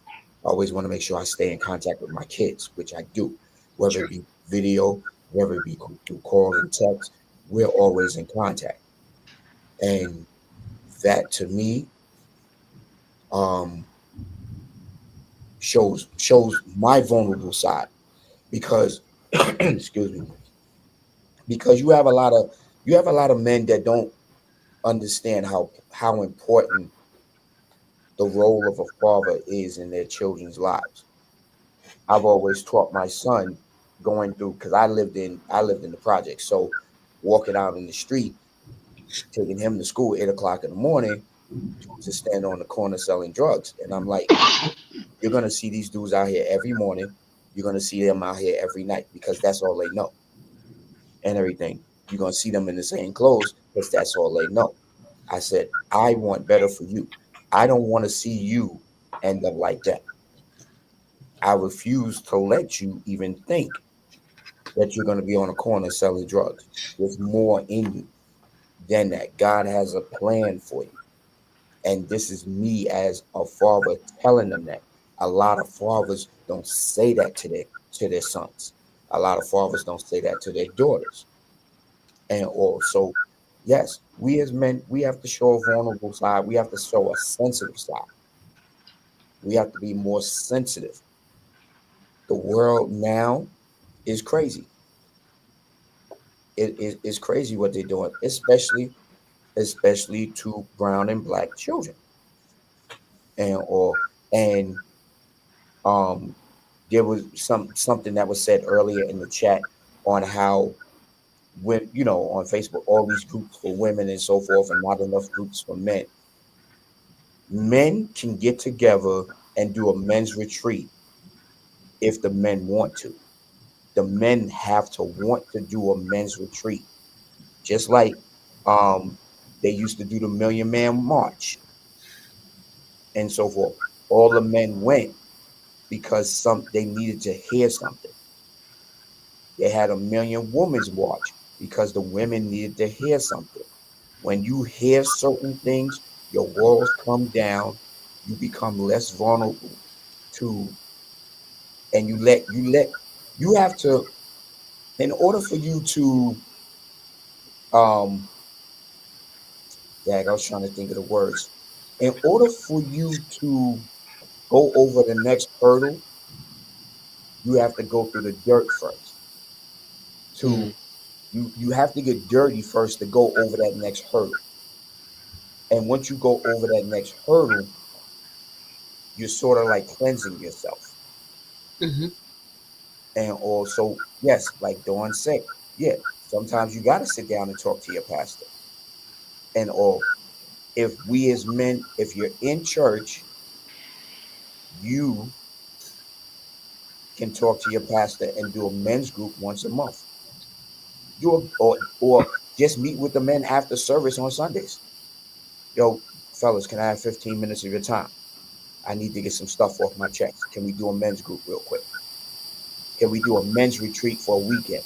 Can we go away and do a men's retreat? It doesn't have to be anything big. It could be 10, 15, 20 guys out of the church. You just go into fellowship. You're going to fellowship. You're going to get to know each other better. And with you getting to knowing each other better, you're helping that next person break down the walls of communication that they're having an issue with within their household. Once you once you have communication outside of your household, you know how to communicate inside your household. And or I don't know if I don't think that feedback is coming from me. It Because might. yeah, I'm hearing a feedback, but it's not me because I got two devices on, you know. Well, that might be why. No. The phone is on mute and everything. But yes, We have to be more sensitive. That's all I can really say. We have to be more sensitive. I wish my son didn't have to work tonight because I wanted him in this to give his opinion on stuff, because I told him he needs to come in and listen, because yes, your podcast breaks down a lot of walls for people. Like Eric is saying, do more harm than good. Yeah. Well, that's our, thank you for that. That's our purpose and our goal. Well, at least mine, ours. I can say ours. And yeah, no, our child needed to work tonight because I need him. Yeah. I need Yeah, him he to. gotta pay bills. He don't live with you. I know. He gotta pay bills. Like, no, I go to work tonight. I take my car and go to work. Go get your money so you can get out my house. That's how much courageous vulnerability I want you to have. I want you to be strong and courageous and be vulnerable enough to go out there and live your life outside of my house. Right. I don't care if you got to be the Headleys and get 5 jobs. Right. Stay here. I'll go. I know how to start over. My part and get to you. But that was good, Eric. And thank you for that. And just so and I want to read some comments before we get to Theo. Also, Eric made the good point about men gathering together. And it doesn't even have to be that big. It has to start in small circles and small silos. If the men can get together when it's game season, y'all meeting up at each other's houses, you know what I'm saying? Y'all going to the bar or whatever that local place is. We're going to have a watch party and all that. How amazing and impactful would it be if you had that type of watch party for your life? I have that, as you know. William Michael Barbie Yes. is he has a men village, men's support group. When I met him, I was talking to somebody and I was trying to pitch the book and sell it to them, and they looked at something. It was like, I want to introduce you to somebody. I really didn't have any idea who he was at the time, and I went to the group. He was like, yeah, come to the group. I went to the group to, hey, check the book out. I left the group like, yo, I have found my family. Like, I got so much out of the very first. I'll say this, that first session that I did in Men Village literally saved somebody's life. And mine too. So it is important to have that support from your brothers. It is important to not hold to these Eurocentric standards of manhood and hold on to a standard of manhood that allows you to live and be a human being. So yeah, I'm a part of a men's support group. I encourage men support group. Men Village is a literal lifesaver for myself and a number of other men that I know. It's literally a lifesaver. It literally, we get to have conversations and love each other, and not just in that setting. I can't tell you how many times I get a text message, hey bro, I'm just thinking about you. You all right?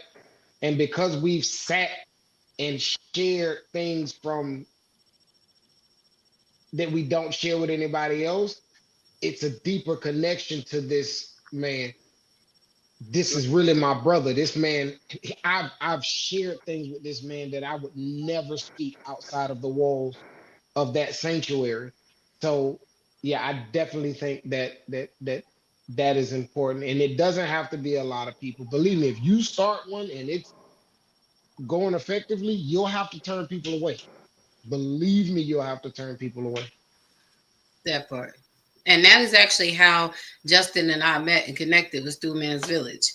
It is amazing. You know, we were the first group of women that were allowed to come gather with the men folk. We couldn't meet at their normal place because you know it's their sanctified space, men only. So they had to find another location, and I had to respect.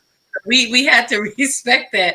Like, no, you know, no female energy in here, and you have to keep that sacred. And I thought that was so dope. I really did.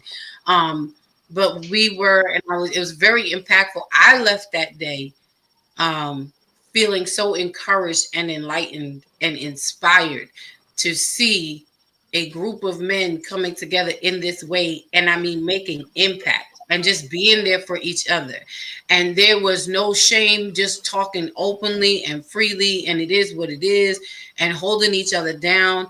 And we were the first group of women that were allowed to be a part and have this, I want to say, he say, she say conversation, you know, and be able to listen to each other. And so, yeah, Men's Village is like, y'all, William Michael Barber, you the guy.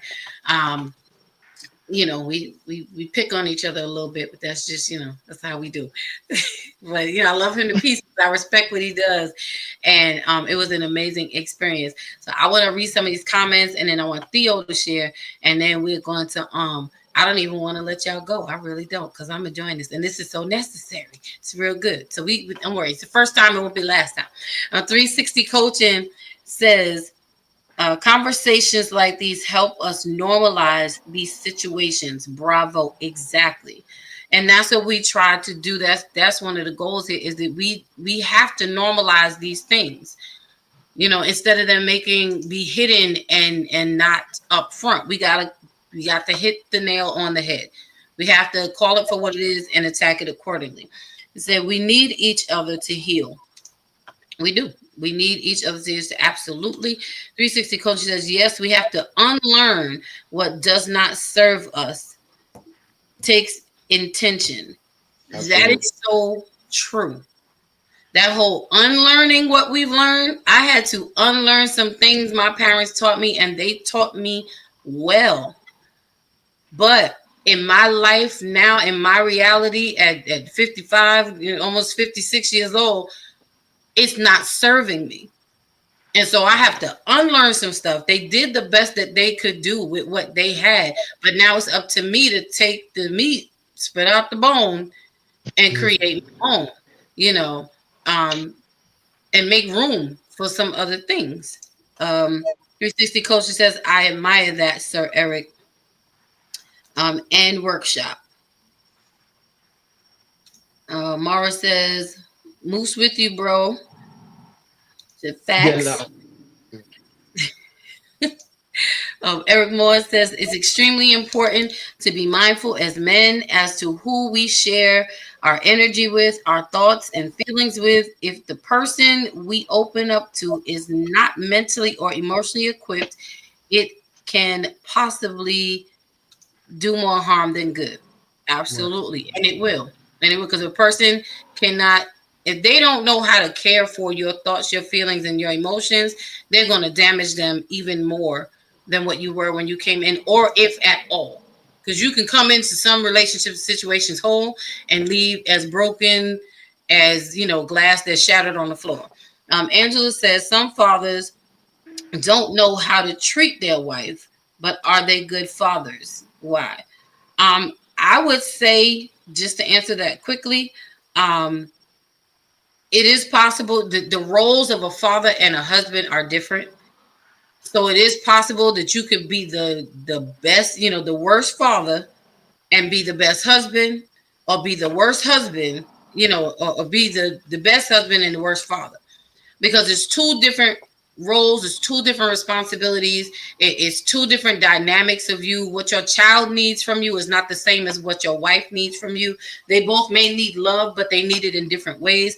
So it's possible for us, that duality. The wife that I am or was is very different from the mother that I am. You know, I learned how to be a mother every day. I tell my son pretty much every day, like, I don't know you today. You know, I only know you as much as I experienced you, which was yesterday. Today's a new day. Heck, I don't even know who I am yet today. It's too early. You know, we'll see which part of me is showing up and does that part of me get along with you. You know, so each day is a journey and we're growing. Mara says, sadly, some women don't either, and that's true. Angela says, yes, you're right. That Mara, I love that. Build it and they will come. Absolutely, absolutely. Courageous in the world, 360 says, love that. Watch party for your life. Yeah, you need a watch party for your life. You need that. Edwin says, I like to have a watch party during the NBA finals. NBA finals. Oh, right. Hey, and that's a good time to get together with the people. And also, you know, take the time during the watch party, on the break, whatever, you know, have a moment. You know, watch party with a purpose while y'all all here. You know, do a mental check-in. Men check in with the men. How y'all doing? You know, 360 Coaching says, Justin, what does your shirt say? Live. Okay. The simple as it. Live, y'all. And Mara says, yes, sir. So, Theo, come on. Share your thoughts on his piece that we shared, and tell us something good, ma'am. So I'm going to try to get through this without shedding tears, because I actually read. Space to cry. We could cry here. We got tissue. I actually read your poem yesterday and had so many emotions. Sadness, anger, right? A need to protect someone that I didn't even know yet, right? Such a powerful piece, such a necessary piece, right? And I remember thinking, there is a purpose on your life, right? And you know, I have a friend, she's a coach, we're close, and she'll always say, we're always looking for our purpose, right? But your purpose is to help the people that God has assigned to you, right? And God has assigned other men and probably other women who have experienced this, but have not had the vulnerability to come out and share it in the way that you have. And so one, I would say thank you. I want to say that. The other, I want to say, I wish I could give you a hug, right? I wish I could hug you so tight, right? Because no child should have to endure what you did, but we know it was part of God's plan for your life, right? And so I immediately was like, okay, so how is he sharing this, right? Does he have a podcast? Does he have a website? Like, because I'm gonna get you working. Like Don would tell you in a minute, I'm gonna have a website for you. I'm gonna have you doing podcast. I'm gonna have you sharing, right? Because that one there, yeah. Because I honestly feel like there are so many people that will benefit from your story, and I always say I'm here for the one. Right? If my story, if what I went through, that chapter I wrote in the book that we wrote together, if that helps one person, I feel like I've completed my assignment, right? But I know that God has me here to help more than one. And I believe God has you here to help more than one. I had so many questions though, in readings. so probably for another time I might ask them, but just so many questions about like your journey, right? And how you navigated it, how you got through the spaces that you are. But I do so appreciate that you are sharing, that you have written this book, this masterpiece that is going to help so many people. Like I know in my heart that you're going to help so many people. But I will say for me, it really just was a testimony to the fact that what we go through doesn't make us, right? In fact, I always say I'm bruised, but I'm not broken. Amen. And the one thing that I've had to manage in my journey is what my friend would call the aftershocks, right? Those little triggers that people don't even know that we experience. that we have to still continue, because you're still navigating stuff. Mm-hmm. Every time you tell your story, every time you read that poem, every time you share with somebody, it's a trigger for you. It may not be as intense as it was, Right. but it still is. And so what I will say is keep telling your story, keep sharing your story, but there's a bigger platform for you. So just get ready for it. Be ready. Mhm. Yes, ma'am. There's a bigger platform for you. Yes, ma'am. God be glorified. I just have to leave her say, like, I can't even touch that. I can't even touch it. Leave it right there. So Mama Rosa, Pastor Rosa, my mama, she says, what is she saying? Parents who are not good spouses, she was answering the questions, Okay. might as individuals identify with their children because they might be missing something from their own parent. So she was referring to the question of, being a good father versus being a bad father being versus being a good husband or good to their wife. Some people are, some things, I was saying, with all respect, one thing I can say about Eric, even as he was sharing, and this falls in line with what part of the question that was asked, is that he provided to our son something that he did not have himself. Like he said, he didn't have his dad who was there, every day or At all. every right, or every day, every At month. all. Like he said that all, and he No, was no graduations, no school trips, all that stuff. But with Jalen, I made sure I was there for all of that. right. So I say that to say, we cannot blame. At some point, we have to become accountable for our forward. I say history repeats itself when you don't learn the lesson from it. I do not subscribe to, and this is just me being me. Again, y'all know I'm who I am, and I might get in trouble, but I don't mind. I'll take it. There's really no excuses because you can either become what you experience. You can become what you were missing, or you can repeat what you lacked. It's really your choice. Right. And that's for all of us. Yep. You say, I don't know how to give love because I didn't get love. Well, if you put yourself back in that space, because really our lives are bookmarked at that place of trauma until we deal with it. What was it that you wanted to hear that person say? What was it that you wanted to feel from someone? What was it that you needed in order to push you and encourage you? That part, those things are the things that you, knowing what they were that you needed, that's what you turn around and give, to your kids or give to your wife, however it is, and women, we have to do the same. We cannot let our traumas become our excuses, and continue to carry them around and just walking around like the wounded, forever and showing up. But we want to be with someone else who's whole so we can remain broken. Mm-hmm.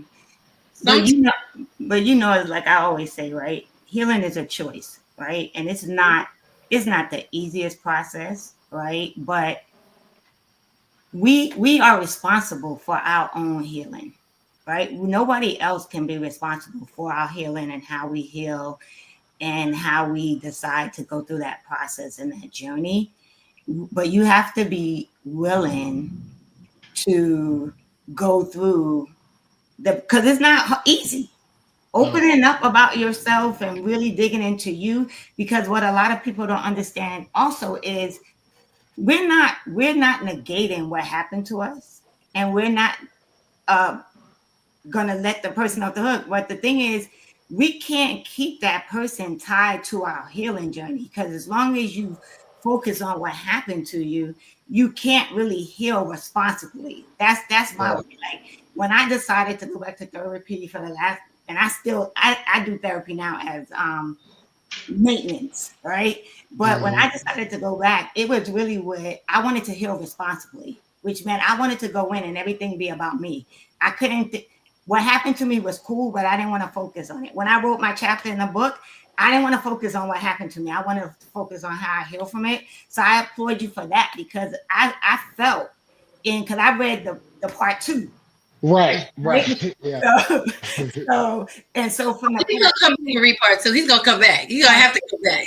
I'm with it. but I felt in the part two how you took responsibility for your healing, Hmm. right? See, Yes, y'all. ma'am. So you gotta get his book because then you will know what Theo was talking about, and then when he comes back, y'all can dialogue and engage some more. I'm just saying, go get the book, y'all. Go get the book. Amazon will still be there as soon as we end. Okay, so don't Yeah, leave. it'll still be here. So let me just say this. So during your healing process, whether you do it yourself or you have somebody else is going to give you the tools. Mm-hmm. They're going to give you the toolbox. It's up to you to open that toolbox, get the tools out, Bless you. and work towards fixing yourself. You have to do that for yourself. Mm-hmm. I had a therapist.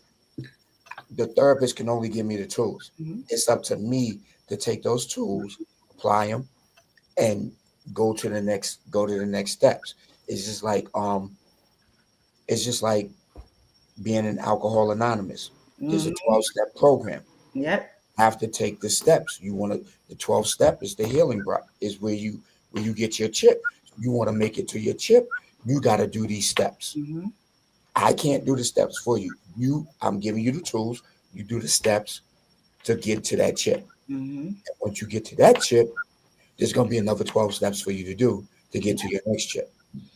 Right. So the more steps that you're taking, Mm-hmm. the more your healing process becomes. Yeah. That's all that is. Yeah, you Right. gotta work it out. And I just want to add, and I'm gonna read some comments. And I hope you guys have enjoyed this conversation on tonight. I could keep y'all here forever, and I probably would, because sometimes that's what happens. But you know, the word easy when it comes up, it's like, and I'm gonna be honest, it's just how I feel. It's an irritant to me at this point. Mm-hmm. Because it is a thought and a concept we have to remove from our minds. Why are we thinking that something is supposed to be easy? Easy is not. It is not easy. We have already overcome every single one of our worst days that we've ever experienced. And they were not easy. It's not supposed to be. So if you're looking for the easy, you can forget it. You're never going to find it. Theo said healing is a choice, and that is absolutely true. And when you want to talk about something being easy or not, I want you to keep in mind, brokenness is also a choice. Yep. And it's not easy to sit in that either. Mm-hmm. So you're going to have to work one way or another. Do you want to work to remain broken, or do you want to work where you can see some progress and actually move forward and manifest something from that? Because we already know what brokenness yields. Like, that's it. You're stagnant. It's like stale water, But that if you're going to put something in motion, if I'm going to not even waste my time, if I'm going to put my work in to overcome easy, it's going to be to move forward. It's not going to be to stay broken, Absolutely. And that's where the courageous part comes in. You got to be willing. For me, it was, I got sick and tired of being sick and tired. And I got to the point where I was more afraid to stay the same than I was to move forward into what I didn't know. But and then But it's also exhausting. It's exhausting to walk around with this mask that everything is all right. That's where the vulnerability comes in, right? The Mhm. minute that you are able to share with people that you've been hiding stuff from, right? Like, you got your family and friends running around thinking that you're good and you're this and you're that, right? Or you're going through something and they don't really know why you're acting out, right? The minute you started sharing your story, you freed yourself. Right. And it no longer became your problem. That's their problem now.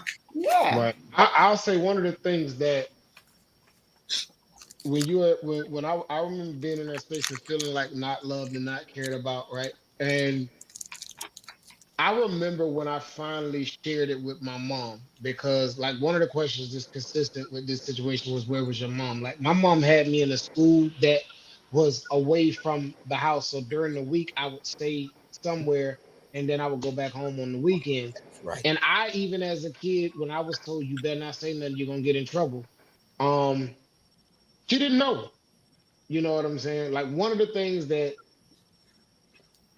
is triggering for me is when my mom hears this, she feels bad as if she could have protected me from miles away, but you put me in this school to give me a better chance. It just so happened this is where it happened at. So it's not your fault. And that's one of the things that I want to like. This is where I feel back then it was I'm old enough to remember you just sit there, you don't interrupt, you whatever adults say, that's what it is. And that's another part of this is like we have to that's where that communication that I think the lack of communication even within our relationships Mhm. start at that point where we're not even allowed to communicate like kids are not little human beings. So this is where we have to that stuff gotta we it's a shift that has to take place. Um there's a shift that have to take place and we have to be able to start very young. Like one of the things I you shared how you allowed your son to feel. Um, that was the most beautiful thing I heard in 2025. That is amazing. And then you talk about how your dad wasn't there. Like my I didn't know my dad for a good portion of my life, and I met him, and I will never forget the moment he became a human being to me, not a deadbeat dad and all of that kind of stuff. Because when when you're going through the healing process, you got to go back and get all of that stuff, Yeah, and it's not It's like not all pretty. of that internet it's not therapy pretty. fun stuff is that's not It's true. not pretty. You so I remember when I sent him a copy of the book, and I told him, hey, I gotta go to therapy. He was like, what are you going to therapy for? You ain't, you know what I'm saying? I don't know if I can use the C word here, but that's what he said.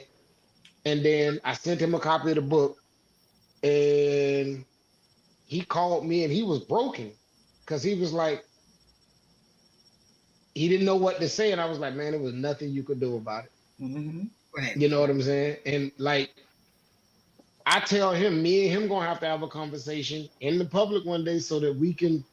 My hope is to have that conversation with those men who don't use the fact that their dad wasn't there to be a better father. Because my protection of my father, of my children, I do know it's tied to the perfection, to protection I didn't have. Not, and I acknowledge my mother couldn't have, my father couldn't have. I was put into a trust situation that just didn't pan out. Mhm. But with mine, I make it very clear. I love the Lord. Praise the Lord, everybody. I knock your head clean off your shoulders behind my daughters.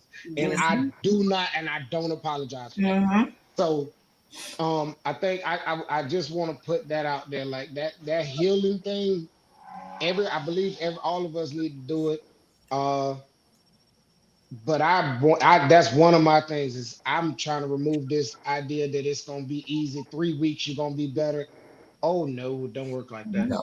Yeah. Oh no. Not at all. Exactly right. But Because we're those always steps get healing. made. Because we're always healing from something. Right, right. The more you go and the more you grow, you don't know. I say you don't know how much you've healed until you put weight on.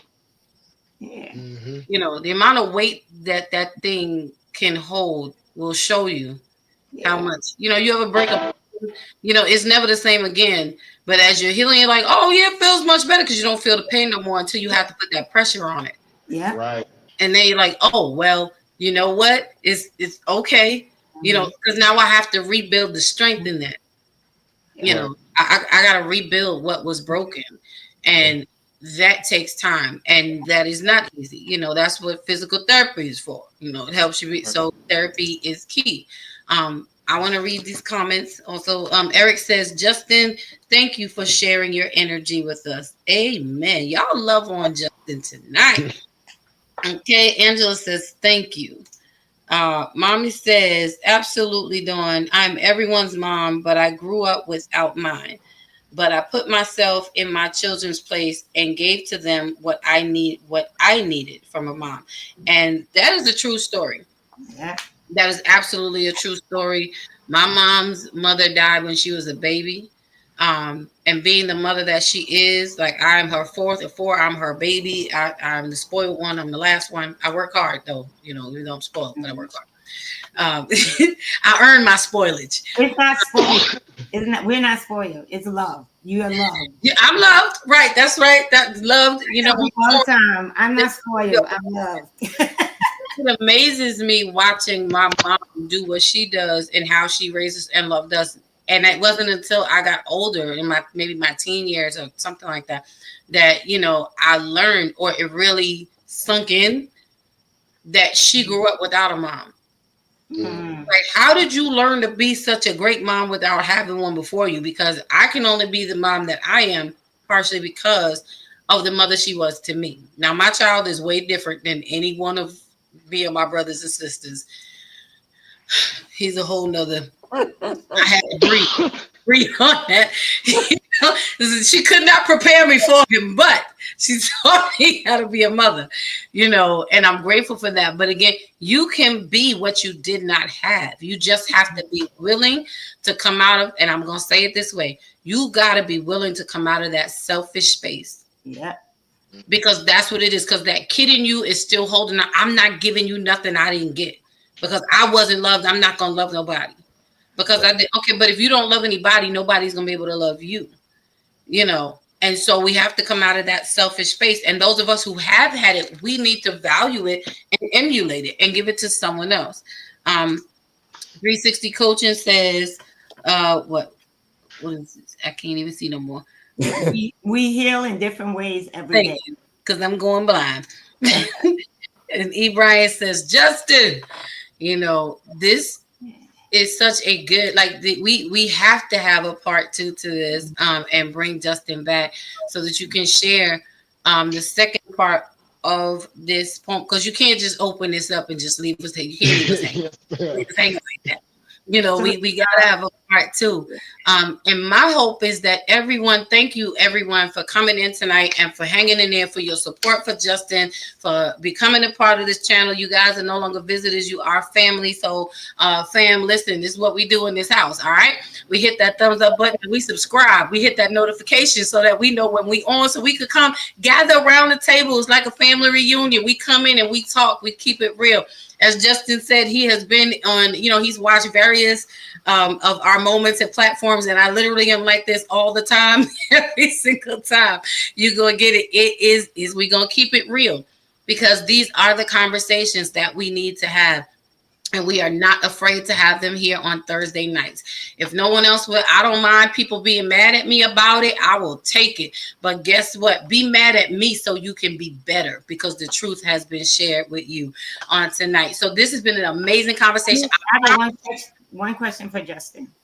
Yes, ma'am. Where can people find you? You jumped the gun, Theo. You jumped the gun. Because I need to know that. Because I'm like, where can I follow you? So I have a Facebook, Justin Wilson. I have a Instagram, author Justin Wilson. And I am primarily on TikTok under author Justin Wilson. I go live once a week, but I'm with the crew, the Growth Squad. And if you follow me, you'll see me live on there, and we have these type of discussions. Mara, that's one of my brothers that I met on TikTok, and we've been able to have conversations, and he read the book and made a study out of it. He made me believe in the book more than I did when I wrote it, because of how he read it. I'm like, you got all of that? So yeah, and the people, I have people, like I said, the people in your life, in my life, has definitely been a great help. But yeah, I follow Lady Dawn on there, so we'll have a mutual friend on there. But yeah, that's pretty much where I am. And I don't want to say the name right. Ine Kenya? And Kenya. I appreciate you so much. You are the dopest. I guess that would be a moderator. Yes, she is. Yeah, she is the absolute dopest moderator. Like, I appreciate you so much. And they holds it down. I don't care what nobody else says, and nobody cannot have her. She belongs to Bravo. I will fight you. I will scratch your cornea. I will cut your pinky toe off. I will. We will do it, and then we'll pray for you afterwards. But Thank you you. know, but because she is the most amazing, she is the dopest, and we appreciate her so much. So everyone, please like, subscribe, and share to the channel because we're gonna have Justin come back. We enjoyed this month. Something happens when men speak, and I hope that the something that happened tonight when he was speaking is something amazing for you. Something that is going to start turning the wheels of your life into forward motion, into the trajectory of healing, and to your better self. Before we leave, I want to make sure that we give everyone a chance to have their final thoughts and comments. And although Theo beat me to it, tell us where you can be found at. Um, so I'm gonna start with Theo since she everybody take their 2 minute last words. Tell us your final thoughts and feelings and tell the people where they can find you at. Yeah, I'm just going to say, well done, my brother. Well done. And So, where can they find you, Coach Theo? yeah, I am Theodora Carter 428 on Instagram and Facebook, and I'm on TikTok, but I think it's Theodora Carter 428 on there as well. But you will see me hanging out mostly on like Instagram or Facebook. I got to get better about TikTok.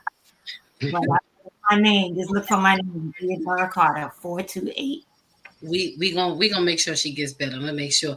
Come on, Sir Eric. Give us your final thoughts, comments, and tell the people where they can find you. So, final thoughts. Okay, Bishop. Yeah, right. Inhale, just My final thoughts are: men, be more vulnerable. I'm going to tell you like this: find yourself a place in your house away from everything. Make it a prayer closet. Mm. Just go in there and pray.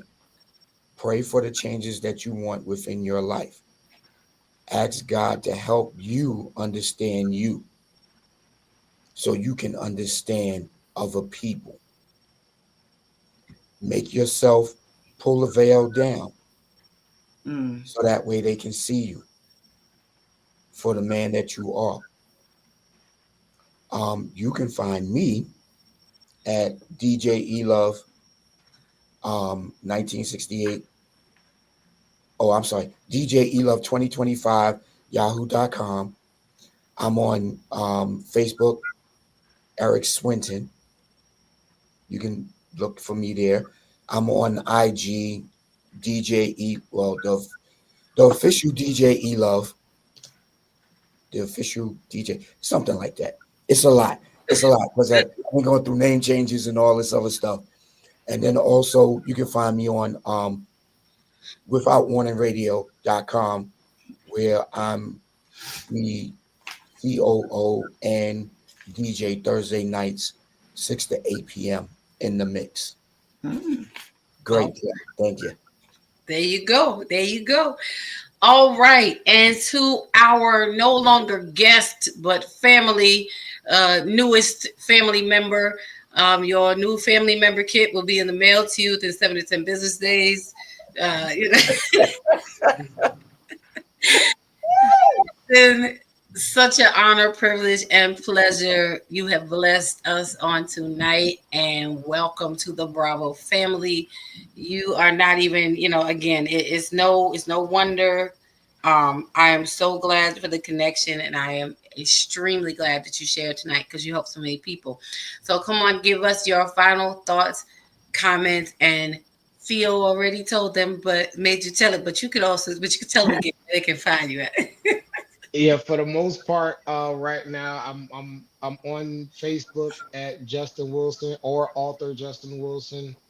Um, I am on Instagram as author Justin Wilson. I have another page, but it's a fitness page, and it ain't really got nothing to do with the book. And then, like I say, for the most part, right now I've been consistently on TikTok with the family that I've met over there. A couple of them have been here tonight. And yeah, we go live and we have these type of discussions. I've seen I thank God that I've been able to come to a place that I can talk about this while it is triggering. Um I feel like the more I do it, the easier it gets. And I honestly don't ever want to get to the place where I don't feel it. I want to stay in that place where it keeps me humble. I don't want it to control my life because I think the thing about it is I felt like it had me living in fear, which I got so tired of um doing. And that's why I'm so grateful to the therapist that I've had in my life. Like that is it, if I could say anything, acknowledging what you've been through is great, but like I believe DJ Eric said, um, you're gonna have to have somebody help you. You Mm-hmm. know what I'm saying? And God has ordained someone in your life, whether they carry the title doctor or bishop or something like that, is that remains to be seen. But there's somebody in your life that can help you. And um when I wrote this book, one of my concerns is what my biggest concern is for people to see um not just what I went through as an individual, because unfortunately there are so many people who have gone through the same thing. Um, my goal is for people to read each piece and see themselves and see where they can grow and go and be vulnerable, at least starting with themselves and say, okay, I got to branch and get out of this fear. I don't want to function in fear.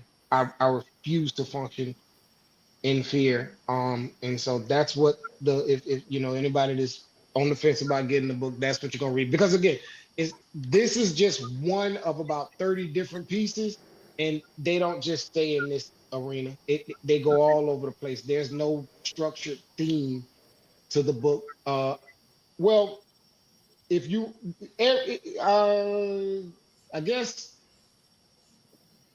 if a piece lines up, then it'll be together. But other than that, it's not just one thing. There's a lot of this. I'm vulnerable I'm vulnerable about how I feel as a man when I meet a woman that has me daydreaming about her. It's vulnerable about all of that stuff. It's a lot of stuff in there because I'm just saying that I think we as men should just be honest about, hey, sometimes you got that girl that you be trying to act tough, but you be waiting for her phone number to pop up and everything. You know what I'm saying?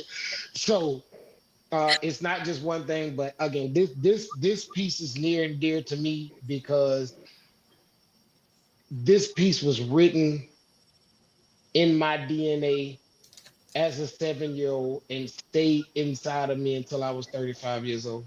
This is that piece is a very different piece. And I am grateful to God for allowing me to be able to face that and give me the strength to be more than a conqueror of that particular situation in my life. So yeah.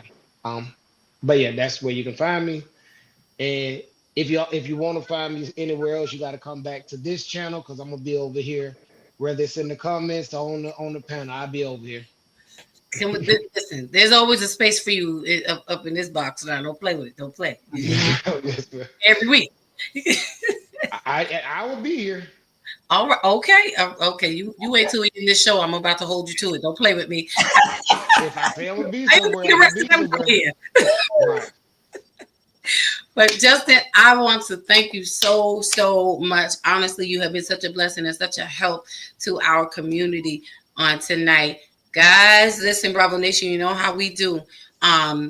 His information, that's right, clap it up. He is good. Clap it up. His information about how to get the book, Courageous Vulnerability. Go buy it so that you can be prepared for the next time he comes on. Because as soon as we wrap this up, trust me, I'm gonna lock him in. I promise you. Maybe one day, we working on a few things here, and at some point, you're gonna have to be a subscriber in order to take part in our after show because that's where it really goes down. I promise you, it goes down. If you think this is good, the after show is even better than the show. Okay. But Go get his book so that when we do have him come back, and we want you to engage and ask questions, and we're not limiting, our conversation to whatever Justin is going to share what he shares. But if you find a piece in this book that resonates with you, please get up in them comment sections. Don't be shy and tell him. Ask your questions. Put it out there. Let's dialogue. We are here to help and to build with one another. So, Justin, thank you so much for being here on tonight. Sir Eric, always much love. Appreciate you for being in the house. My lady, my sis, Coach Theo is in the building. This has been amazing. As y'all know, I am who your Thursday host, Lady Dawn B, here on the Bravo with Sheila Network, always ready to dialogue with you with amazing conversation. Now, make sure you tune in on Thursday next week, because Men's Month is not over. We'll be bringing in my brethren, Gregory Bloomfield, who is going to talk about his book, The 522 Man, based on Galatians 5:22. And the topic is, what kind of man are you? Now, I want to let you know, our topics are never straight-laced and just that. There's always a curve, and at some point, they go left. So you don't want to miss it, and we appreciate the fact that you are here. Why? Because something happens when men speak. I want to encourage you and to remind you on tonight before we leave that you can overcome anything. You've already made it through every one of your worst days. So with that, hold your head up, go be great on purpose, be blessed, and always be encouraged. Thank you all for being here tonight. Now you can go get his book. Release. So hang tight, crew. It's mine already. Right, y'all. I want to try to have y'all go before class. You gotta go after class. Thank you all for tuning in tonight. It's so good to see you hanging in with us, guys. We are about to be out in a second.